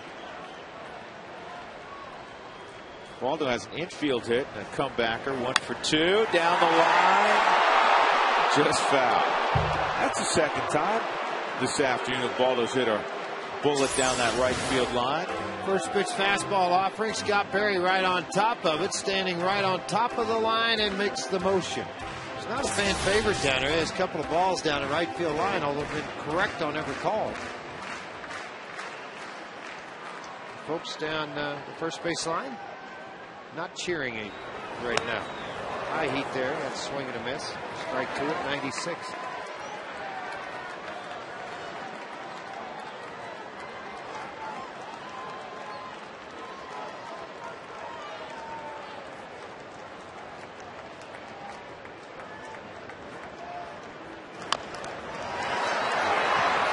Batista able to get Jimenez at first. In the inning, the Rockies get 2 more.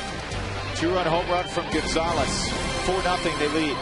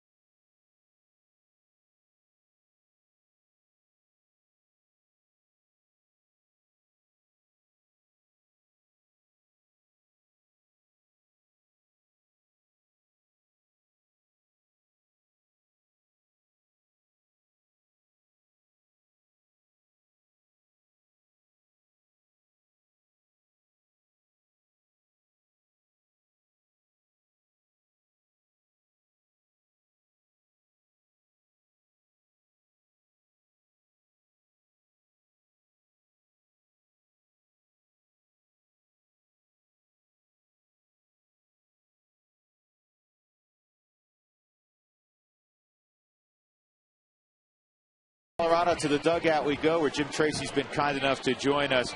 Carlos Gonzalez, you talk about a young player making an in-game adjustment. He certainly looked like he did that in the third at bat, Skip. Well, he did, Drew. Obviously, you know, the breaking ball got him, obviously, his first couple times at bat. And, you know, prior to hitting the home run, like you just suggested, Drew, he showed a lot more patience, spit on the pitches that he was swinging at in his first two at-bats, and finally got one that was up and out over the middle of the plate and did what we've seen Carlos Gonzalez do a lot this year and got 2 more points for us. Do you have any read on Melvin Mora? Well, you know, he got hit pretty good, Drew, on that in that bone area just outside of his left knee, and, you know, I'm sure he's going to be quite sore, but obviously we'll have more information with regard to that as the day goes on. Trace, as always, we appreciate it. Chief looks pretty good. Yes, he does. He's got a lot of command today, Drew, and very efficient with his breaking stuff, and that's the reason why we've got the zeros up there we got. There you go. Good luck the rest of the way, Bye, Jim. Drew.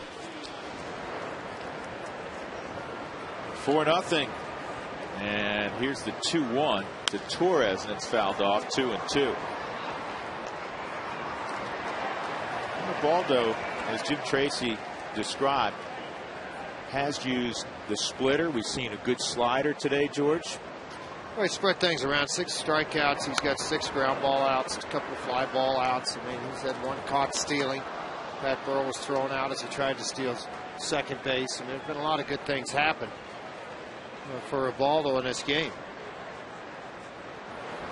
2-2, and that thing fell off the table. That was a hard curveball. That may have been the best curveball he's thrown today. Strikeout number 7. A lot of rotation on this baseball. A lot of arm speed coming through. Appears to be that fastball, that split right out front, and the hitters just bite. There's nothing to do with it. He's got Torres all 3 times.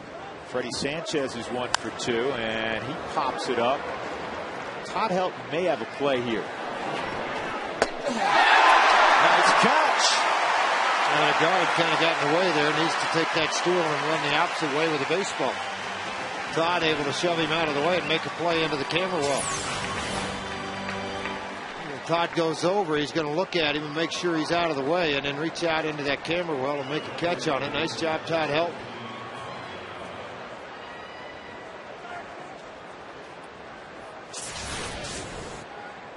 Two outs, nobody on. Aubrey Huff.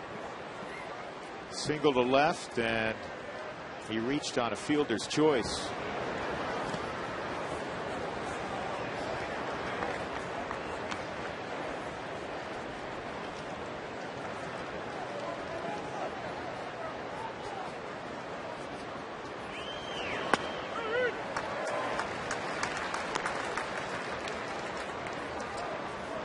Second start for Ubaldo Jimenez. The club is 17-4 in his prior 21 starts.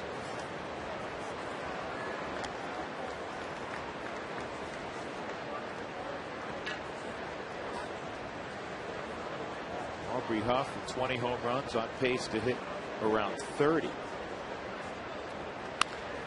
And that's a base hit. Huff's going to try to keep Huff to a single, and not going to happen. A 2-out double for Aubrey Huff.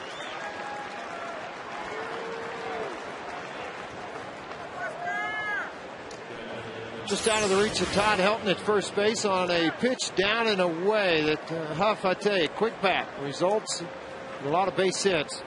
This ball just out of reach of Todd, down into the corner, and as he rounded first base, remember on that double play ball where he beat it out? You don't think he has a lot of speed? He beat out the double play ball. Well, here he just cut the bag very good at first base and made the decision to get into scoring position. Buster Posey, fly ball right, fly ball center. Well, you got to remember, he's got one of the hottest hitters in baseball behind him, too, to try to get into scoring position to get something on the board for the Giants.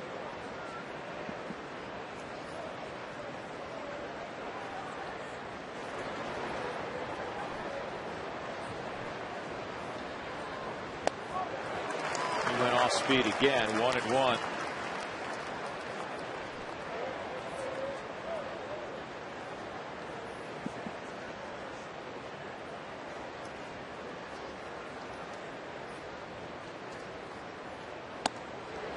Two balls and a strike.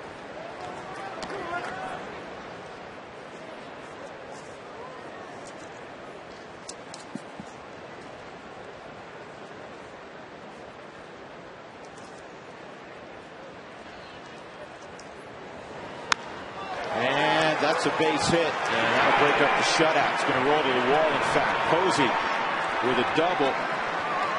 And Aubrey Huff scores the first run for San Francisco. It's 4-1. And evidently Bob Apodaca is seeing something he didn't like in that last sequence. He's on his way to the mound.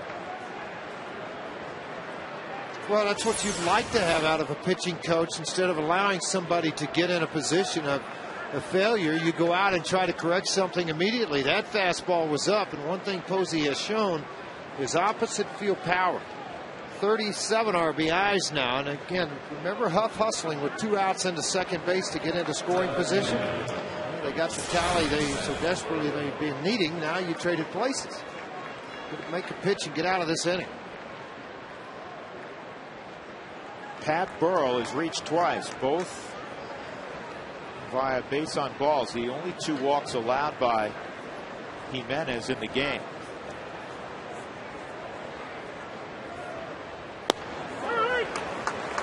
He's worked through this ball game so far today. It's pretty efficient after the first inning. I mean, Ubaldo had the ability. Yeah, the 4th inning was the inning he ended up throwing in the high 20s.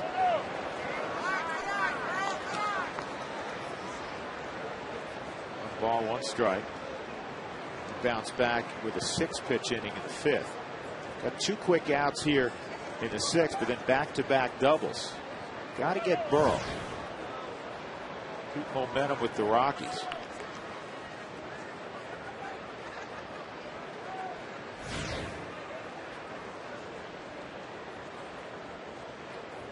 He's a dangerous guy, big swing guy.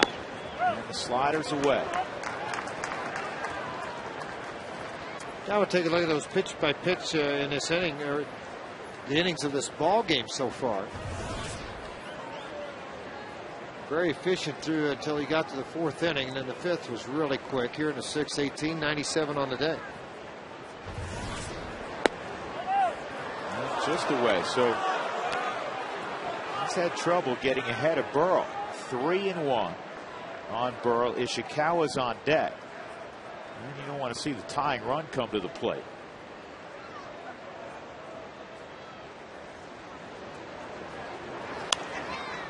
Popped him up. Iannetta will have an easy play. In the inning, back-to-back doubles by Huff and Posey gets San Francisco on the board. It's 4-1 Colorado. Middle of 6th.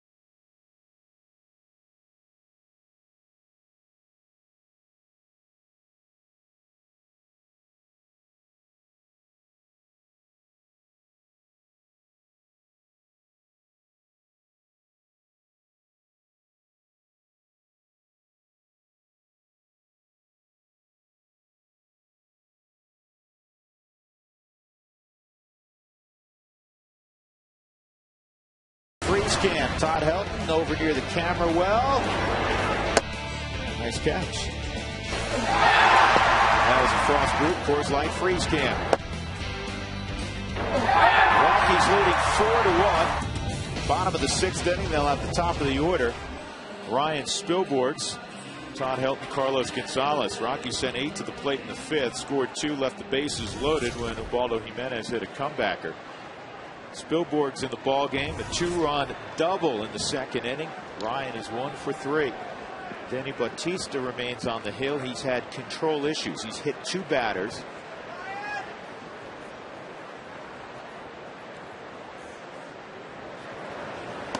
And he almost hit a 3rd. First 2 batters hit were with breaking balls. This pitch, a fastball to Spilborghs. So this 4-seam fastball rotation coming up and in.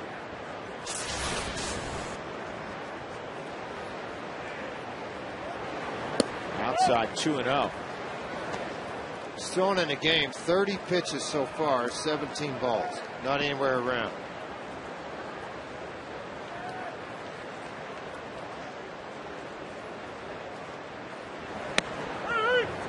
Makes you get a little antsy if you're standing up there at the plate.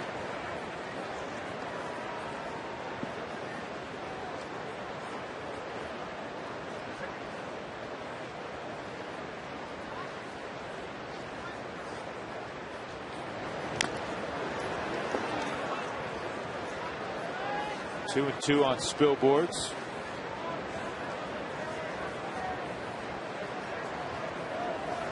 Started in the leadoff role yesterday.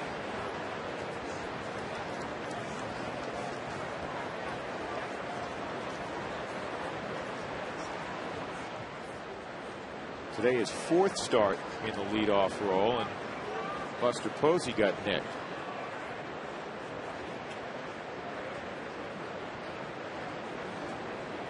Hey, got a foul tip right off the finger.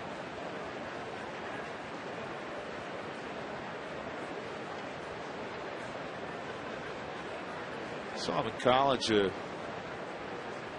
few times, George. He's gotten even thicker since college. I asked him how much weight he's gained. He's gained about 10 pounds since his days at Tallahassee. He was 205 at Tallahassee, and he's now around 215. But look at the lower half. That's what I look at on a catcher.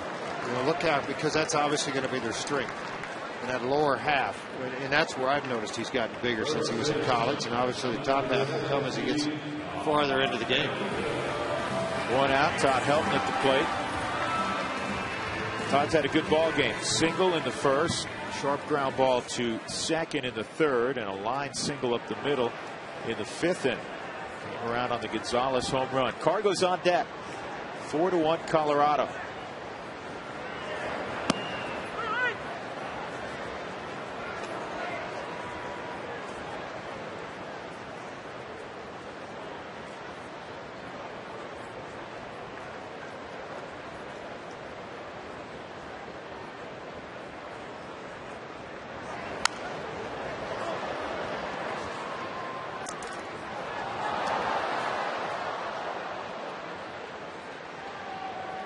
Two-strike count on Helton.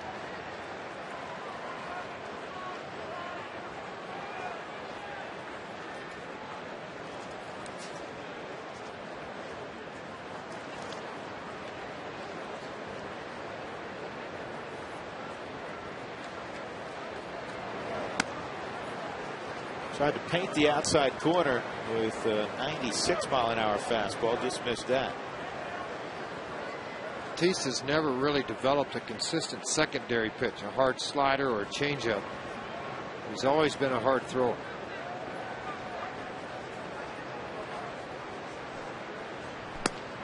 That's on the corner. He got it that time. 2 outs.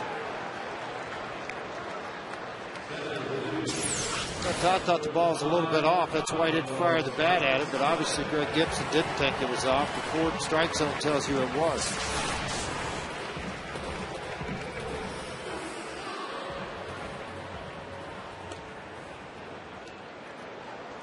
Gonzalez 2 strikeouts against Madison Bumgarner, and then his 3rd at bat. He got a slider out over the middle of the plate, and he hit it over 400 feet. And it is our Coors Light Cold Hard Blast. Home run number 22 for Gonzalez.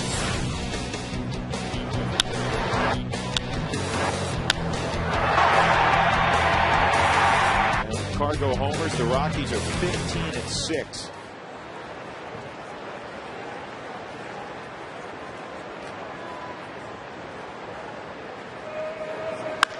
That ball's crushed deep right field. Take it to left. You don't see that one for long. That never got more than about 15 feet off the ground. RBI number 72 for Gonzalez. Now you hear the expression, sometimes you can hang Sunday's laundry on it. That's one of those you could have hung the whole neighborhood on. That ball was smoke. Well, Batista was hoping it would hit the yellow line or the railing and stay in the yard, and it doesn't. Just what the Giants had gotten back on Ubaldo, the Rockies take it back. Go back up by 4.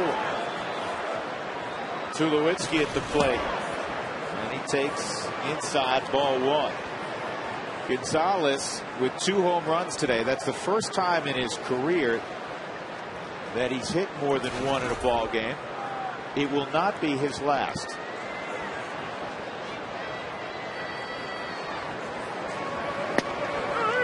Georgie was the National League Player of the Week last week. He's got an early jump and maybe repeating. No question about that, and what he's been able to accomplish. Looked very silly in his first couple of at-bats against Bumgarner, and he took him deep in the 5th, and he comes back in the 6th and hits a frozen rope. 1-2 on Tulowitzki. Troy's 2 for 3. 5 runs, 10 hits for Colorado. That thing sounded like a shotgun blast.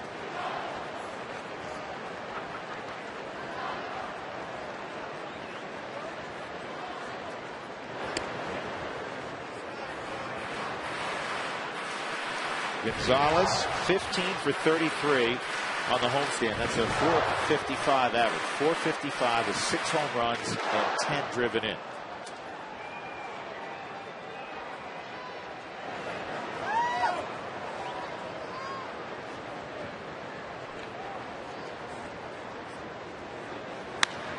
This ball hit the center field and deep.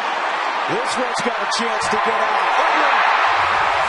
First home run for Tulowitzki since coming off the disabled list. And he went to the deepest part of the yard. Make it 6-1. Back-to-back jacks.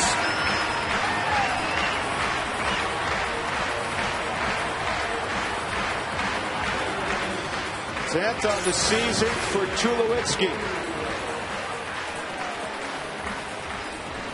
Right out of the hands of Batista.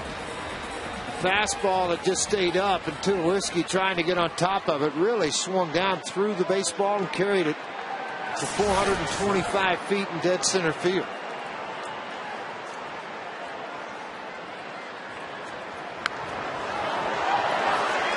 Stewart pops this up. Posey may have a play, and then again he may not.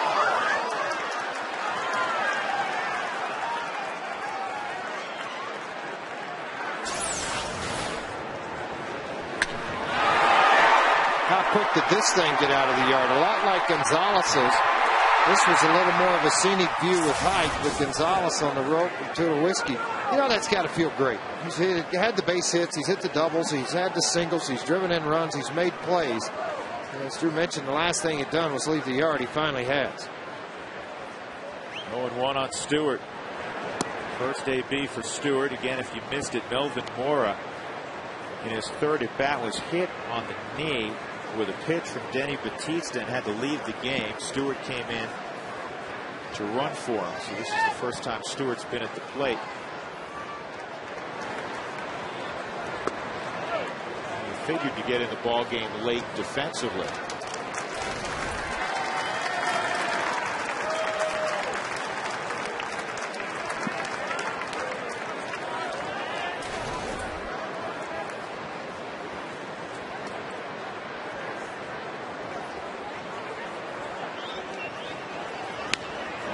Base hit for Stewart.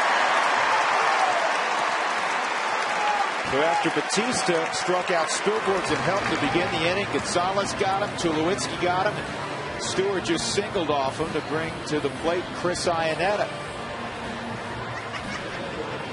Bruce Bochy, I think he's seen enough of this. He's just going to go out and make a change here, maybe a double switch, which I think it will be. Bruce makes his way out. We'll tell you that if your windshield has had a baseball land on it, you need to call Safelite Auto Glass at 303-287-5000 or go to safelight.com. Sorted out for you when we come back. We know this much: the Rockies have a 6-1 lead in the bottom of inning number 6.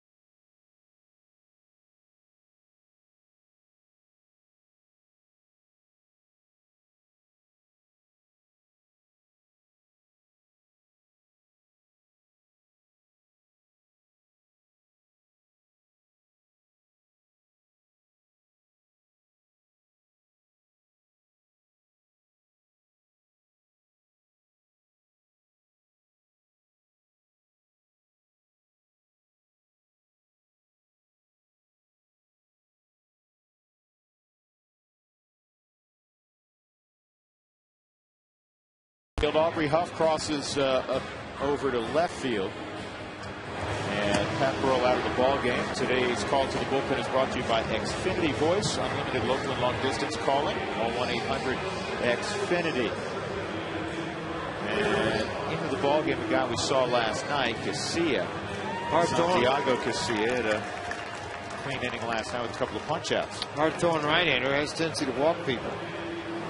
21 hits in 23 2/3. Try to work out and get the last out of this inning. They did a double switch. Drew mentioned that with Sherrilson Wright. He'll hit 9th now. Pat Burrell out of the ball game. Iannetta at the plate with Stewart at first. Iannetta pinch hit last night in the 9th inning and faced Casilla. Casilla walked him.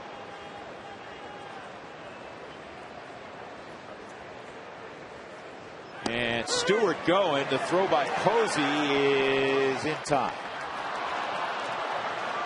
So Ian Stewart's cut down by Buster Posey. That ends the inning, but the Rockies play ping pong with a pond and the back wall of the bullpen. Gonzalez right and Tulowitzki right behind them for the Ducks at center.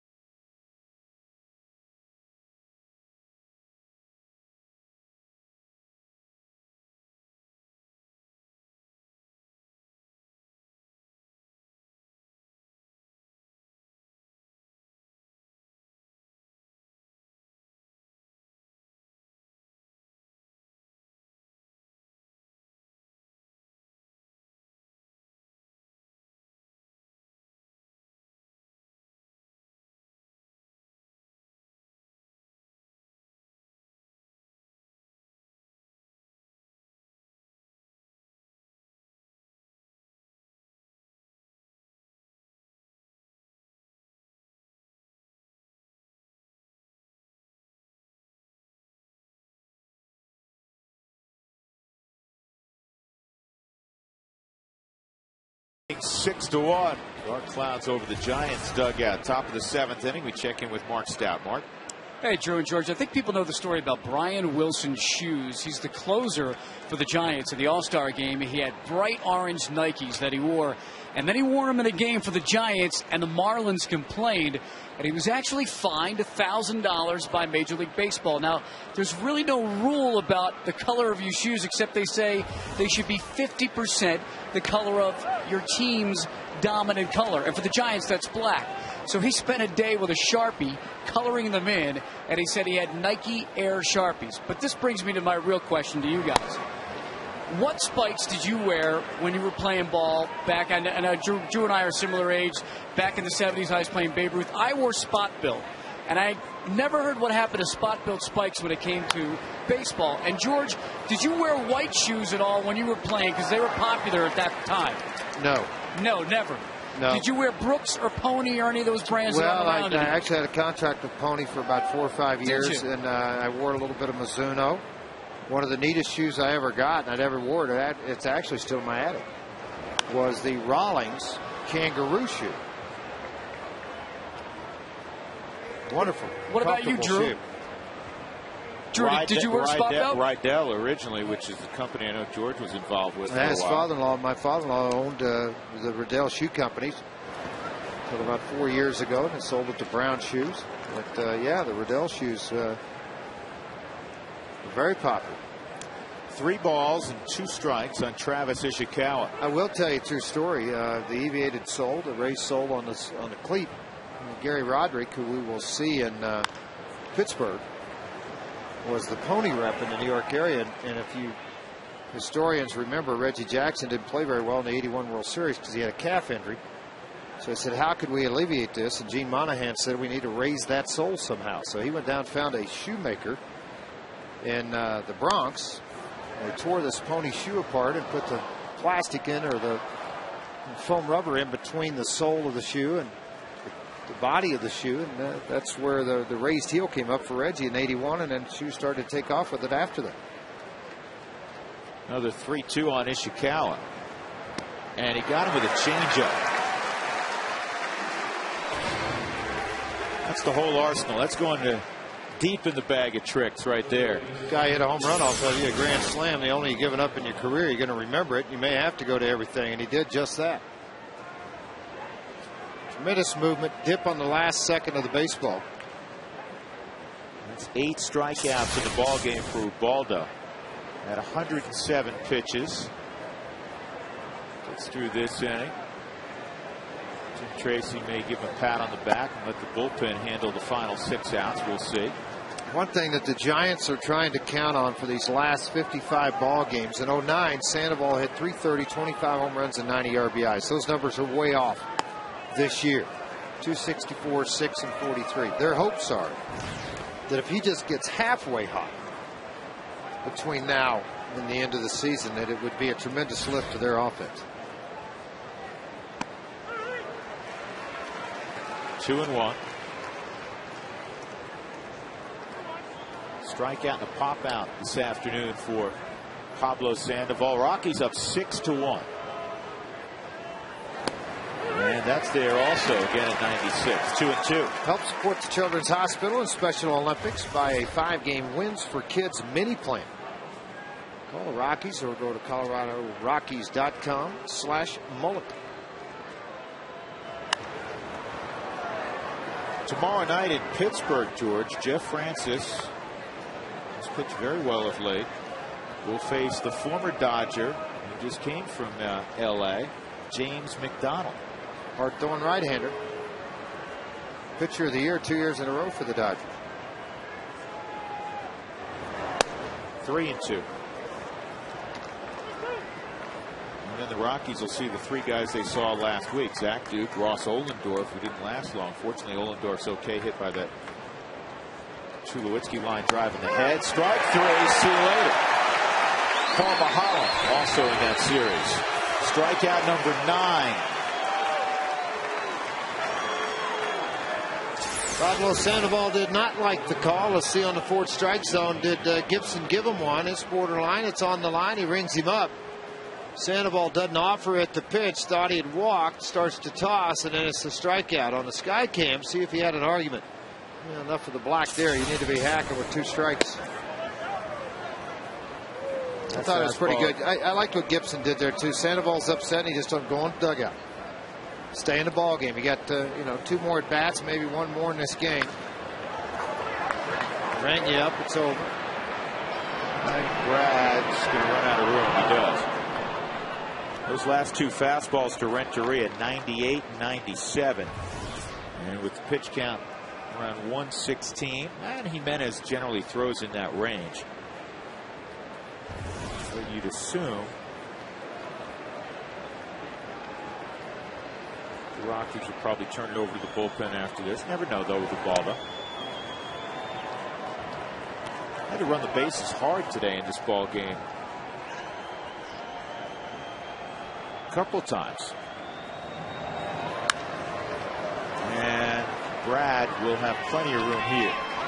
A 1-2-3 7th inning, and the crowd stands and applauds Ubaldo Jimenez as he makes his way to the dugout. 6-1 Colorado.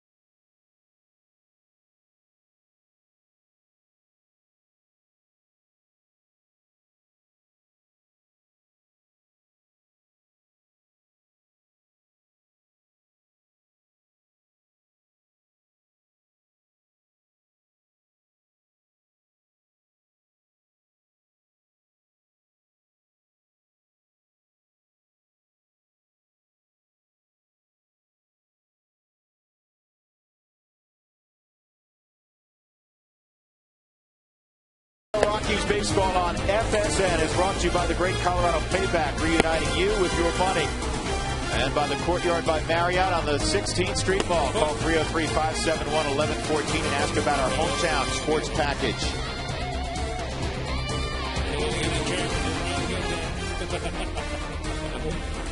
I got you. Chris Iannetta resumes his at bat as Stewart was cut down trying to steal to end the 6th inning. The Rockies up 6-1. New catcher Eli Whiteside as they try to give Buster Posey a break. Last night with the Giants up 10-0. Whiteside caught the 9th inning, and with the Giants trailing 6-1 here in the 7th. Whiteside back in there, and here is not only the handshake but the bear hug from Jim Tracy. A run on 4 hits today in 7 innings against Ubaldo, George. He walked 2 and he struck out 9. That's dominant. Back in line again, what he'd been doing in the past. And then it jammed a little bit. Torres will make a play in center field.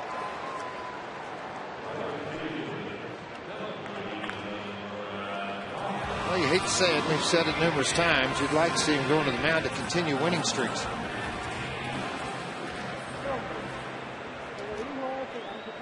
Matt Belisle is getting loose down in the Rockies bullpen with a 6-1 lead.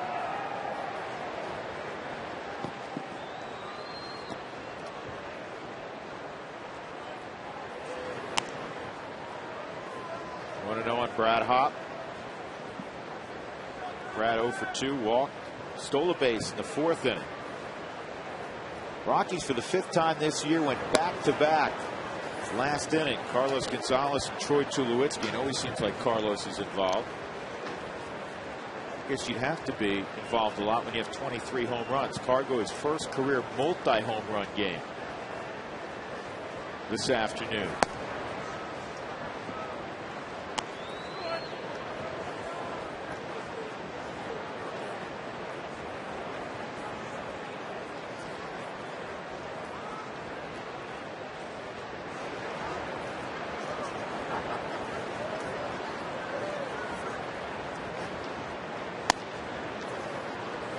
Three and one. I'll show you the wild card race beginning play today. The Giants on top, second best record in the National League, and the Cards 3 back, Philadelphia 3.5 back, and the Rockies 6.5 back. So if they hang on, they pick up a full game on the Giants. Dodgers just a half game back. And this ball to center field. Torres will have it. 2 outs. And the National League West standings. The Giants trailed the Padres by just a game. The Rockies 7.5 back against San Diego is in LA for a night ball game. And the pitching matchup. Vincent Padilla is going for the Dodgers. Yeah, it's Padilla against Wade LeBlanc. And Vicente Padilla has pitched much better of late.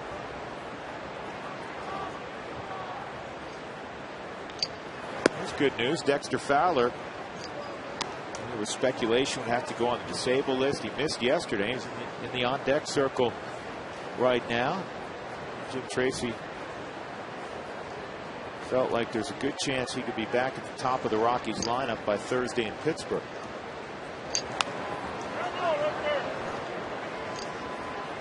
This is the time of the year that you talk about needs and have-tos, talking absolutes, especially when you're looking up at a couple of teams as the Rockies are in the playoff chase. You need Dexter Fowler at the top of your lineup. You need him in center field, and you need him to be productive. Just like we talked about some of the pitchers the last couple of days. Defensively, you've got obviously going to help you tremendously. His defense will. 1-2-3 inning for Casilla. We'll go to the 8th inning. Matt Belisle will take over. The Rockies up 6-1.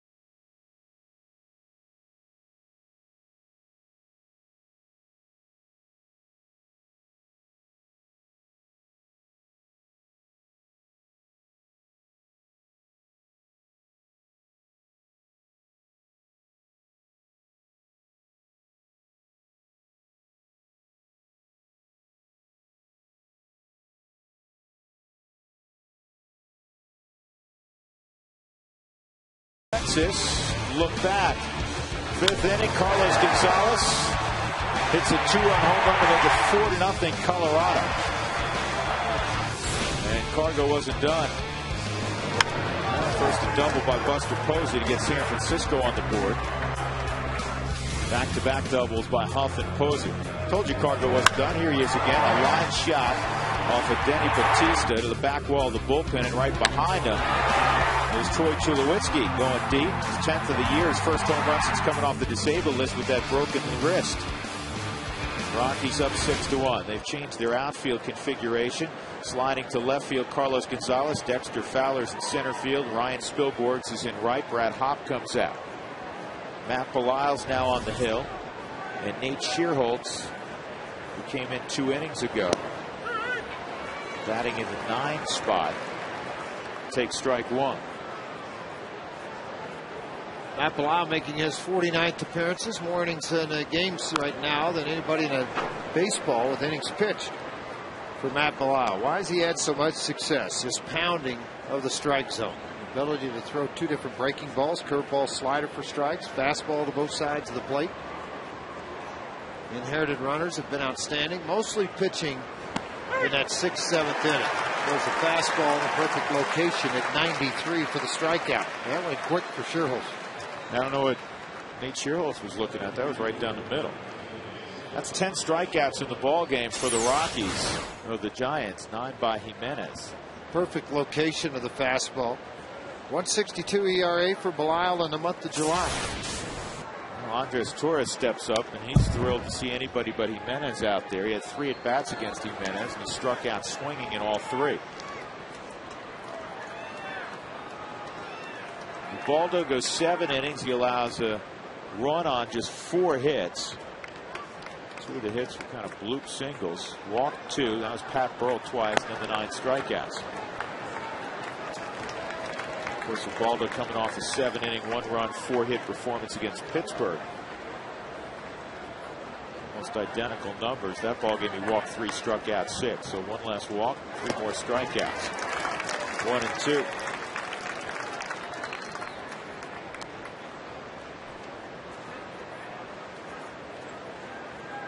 Rockies 6 runs, 12 hits today after garnering only 3 yesterday, which matched a season low. The Giants pounded out 19 hits yesterday.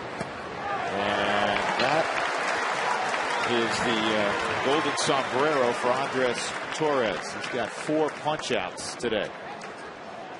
Take a look at our Breaks Plus poll of the ball game. Did you follow the A-Rod home run watch? 82% with me. Well, you wonder too how many of those people just dislike A-Rod. I have nothing. There's 3 in the booth that raised their hands out of the 5 sitting in here. I watched it. It's a part of history. It's a history part of the game that intrigues me. There's a base hit. The Spilborghs had a notion for a moment to fire to try to get Freddie Sanchez.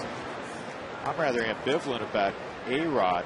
I don't know the man, so I can't say whether I like him or dislike him, but I will tell you this, that he's going to hit his 600th at some point. It took more than 40 at bats. Big deal. It is a big deal. 600 home runs. No, I said big deal that it took more than 40. Not, it's unfortunate. I mean, it's just like the guy said, Girardi made a comment in the news conferences. You know what? Streaks like this come, and then when you get to 599, everybody anticipates it on an everyday basis. You start to press, it doesn't happen. Sure, but I mean, it's quite a milestone. It's a huge milestone. 600 home runs. The 7 guys in history have done it. He's the youngest to get to 600.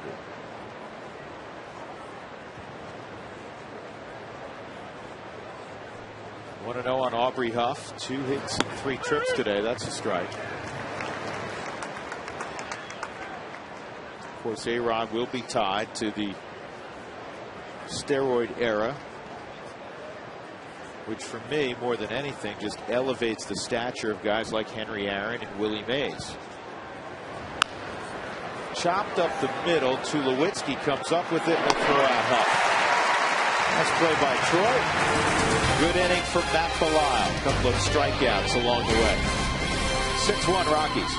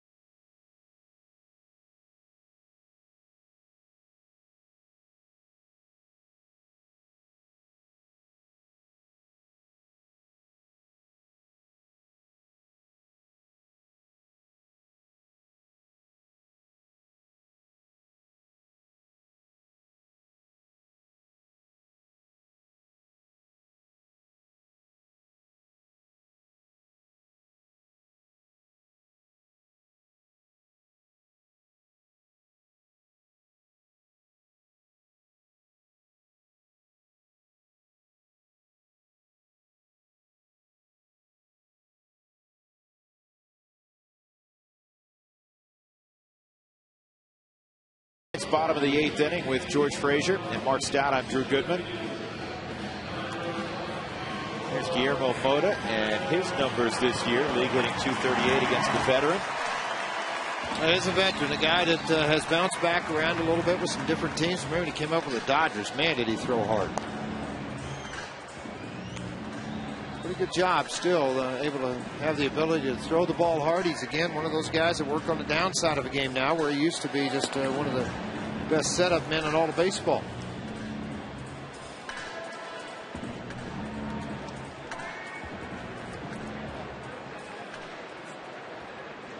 So Dexter Fowler will get his first at bat since crashing into the wall and maybe saving that ball game the other night against the Cubs, stealing a potential 2-run home run from Alfonso Soriano. Dexter at the beginning of July tore up the Giants. He had just come up from Colorado Springs. He went 10 for 16 with 7 walks. An on-base percentage is .739. Sandoval in foul ground makes the catch. The other day against the Cubs with Houston Street throwing the baseball was catched by Fowler right above the line. No padding there, and the ribs caught that area above, right there where that fence line is, and that's where the soreness. I was concerned a lot about his forearm too, but as it turned out, it was the rib area, but everything healthy, back in the lineup, even though he fouled out to Sandoval in foul territory.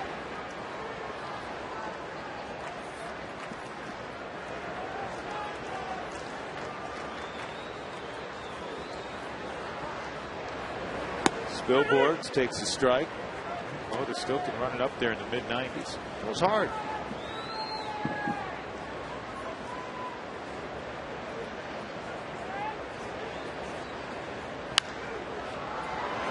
Betancourt has been throwing in the Rockies bullpen, not a safe situation. Street will not throw. Apparently, we're in the 9th. If anybody does, it'll be Betancourt. Or Bilal could come back out and finish it up with another inning.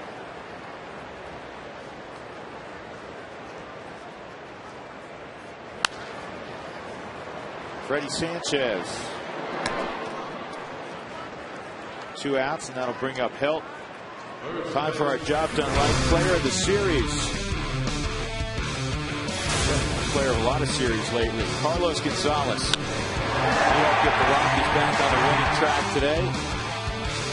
Concert with Ubaldo Jimenez, 7 Sterling innings. Cargo, first time in his career, he's had a multi-home run game. That's presented by the Colorado Association of Mechanical and Plumbing Contractors. To have your next building or service project done right the first time, visit jobdoneright.org.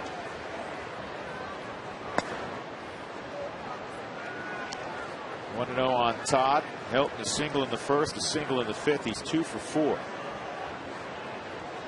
3 for 7 and a walk in his 2 games back. 2-0.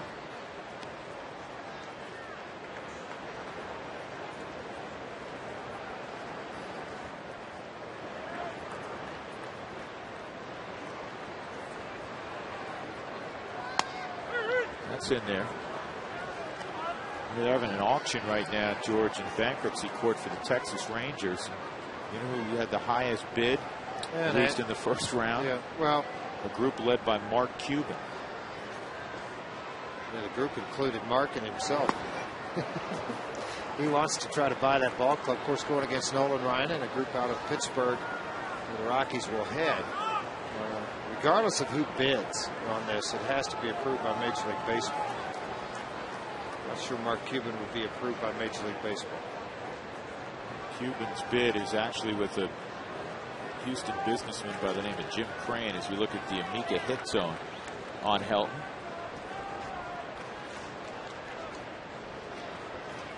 Here's the 2-2. Good swing by Helton.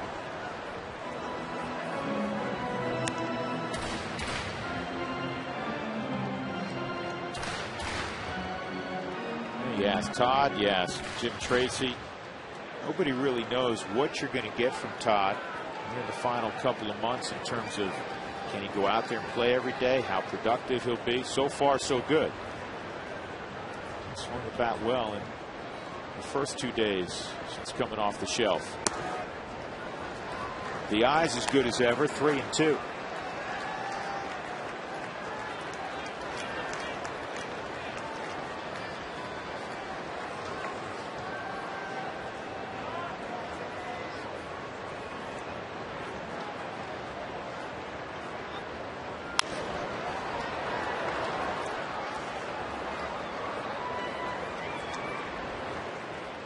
A year ago, Helton finished 4th in the National League in hitting at 325.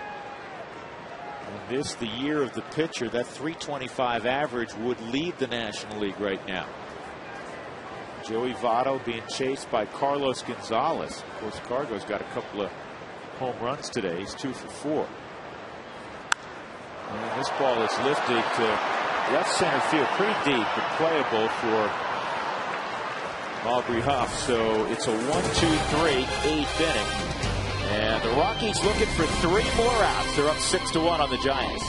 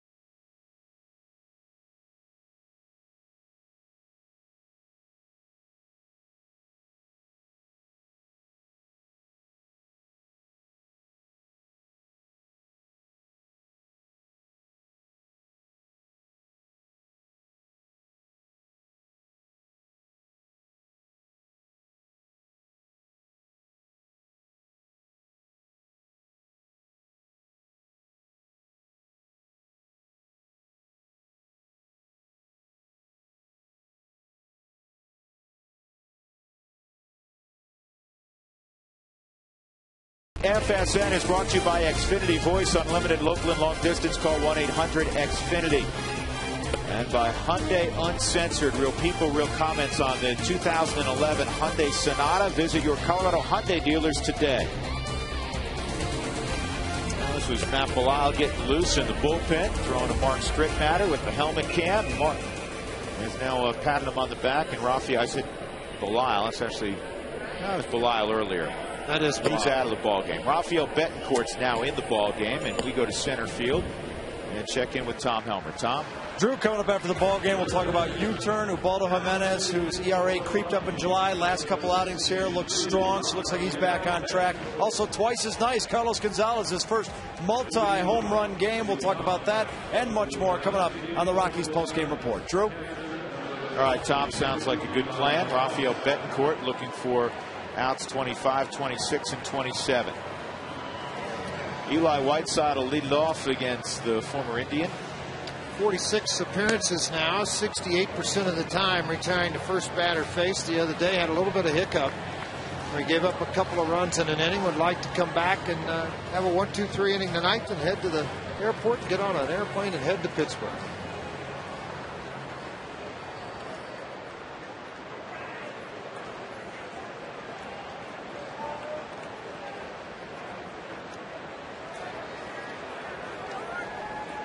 Whiteside, Aaron Rowan pinch hitting, and Travis Ishikawa against Rafael Betancourt. Rockies up 6-1. They've out-hit the Giants 12-5. Trying to earn a split in this mini 2-game set. If you're joining us late, Ubaldo Jimenez terrific today. 7 innings of 1-run baseball, out only 4 hits. Walked just 2, and he struck out 9. In line for his 17th win against just 2 defeats.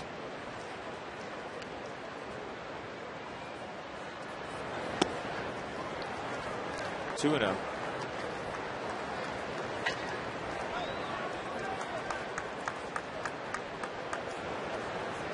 There's Ubaldo.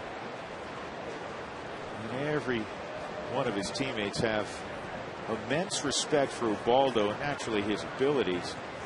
But his work ethic and also something else, George, that he does. He never leaves the bench, even when his outing's done. And most starters you know, and there's nothing wrong with it. He'll take it up to the clubhouse, start icing, and watch the rest of the ball game from there. Ubaldo almost always stays in the dugout. Wants to see the completion of what he started.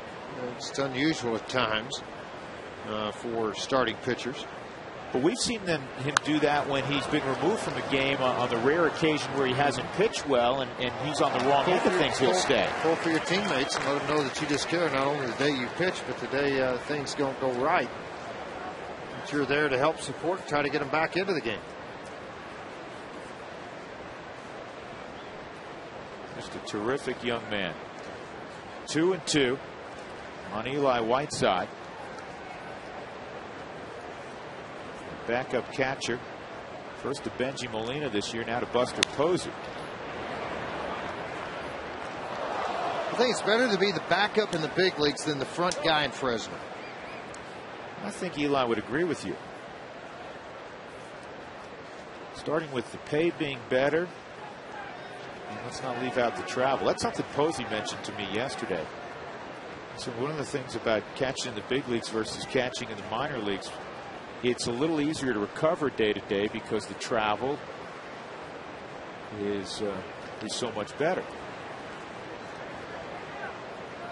Better night's sleep typically as well. 2-2.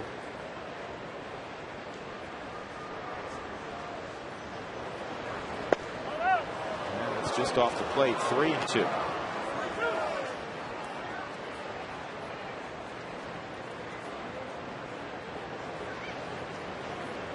Here's Aaron Rowan. He's lost his starting job to Andres Torres. He's become a very expensive role player for the Giants.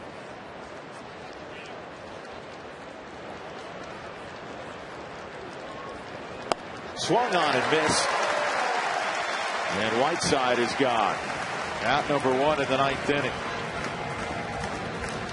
Today's game summary is brought to you by Ecotech Institute in Denver, where you can make the world your workplace. Rockies got 2 in the second on a double by Ryan Spilborghs. 2 more on the 2-run home run in the 5th inning from Carlos Gonzalez. And then Gonzalez and Tulowitzki went back-to-back in the 6th inning. Jimenez 2 outs away from tying the Rockies club record for wins in a season with almost 2 full months to go. Here's Aaron Rowan.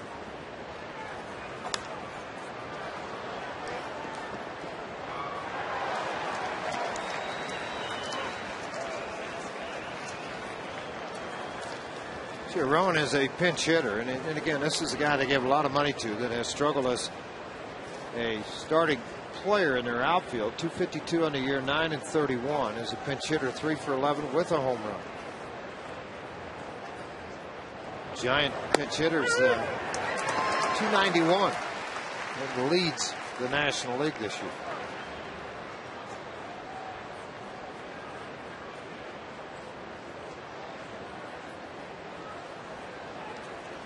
Two-strike count on Rowan.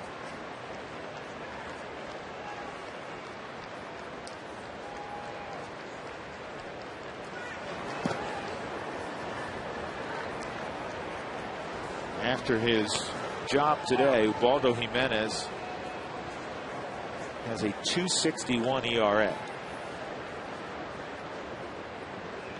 Last 14 innings, he's allowed just 2 runs and 8 hits, while striking out 15.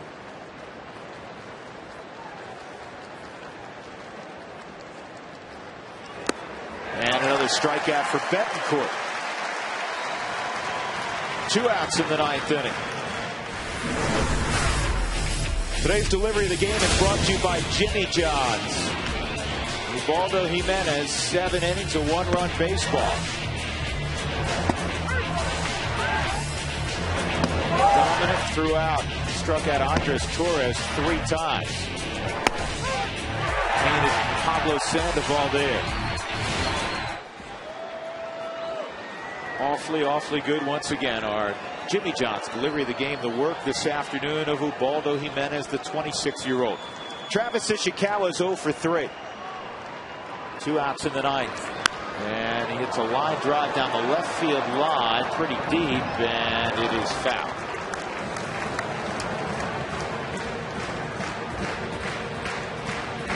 Single season wins in Rockies history. Kevin Ritz set the standard back in 1996 with the best season of his career.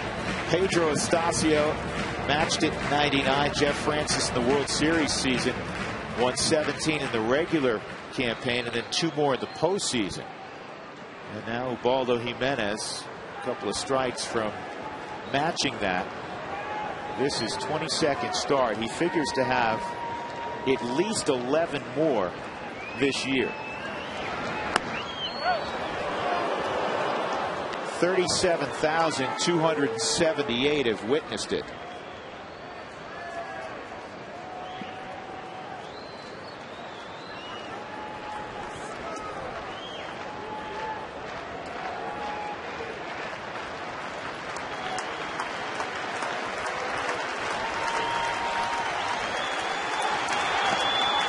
Down low. That's a changeup. Every once in a great while you see that from Betancourt against lefties.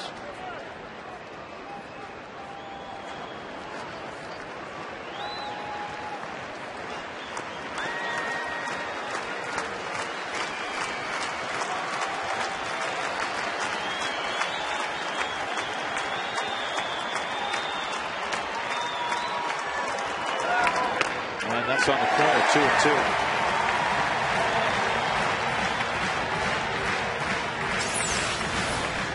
2-2. Good sinker, outside corner, good placement of the pitch.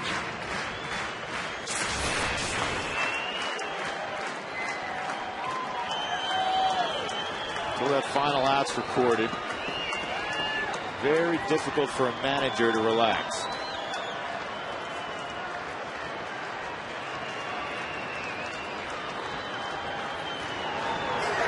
He's got it. Betancourt strikes out the side in the 9th, and the Rockies cruise to a 6-1 victory over San Francisco. Carlos Gonzalez 2 homers, and that man Ubaldo Jimenez now 17-2, matching the franchise record for wins in a season, and he's still got more than a third of the year left. Congratulations to Ubaldo. The Rockies improved to 56-51. They pick up a full game on the Giants, who right now lead the wild card chase. They go 5-3 in this homestand, and they'll try to take that momentum out on the road, where they begin a 7-game road trip tomorrow night in Pittsburgh, Pennsylvania. Again, the final score: the Rockies win at 6-1. Jimenez 17-2. Bumgarner takes the loss. He's now 4-4.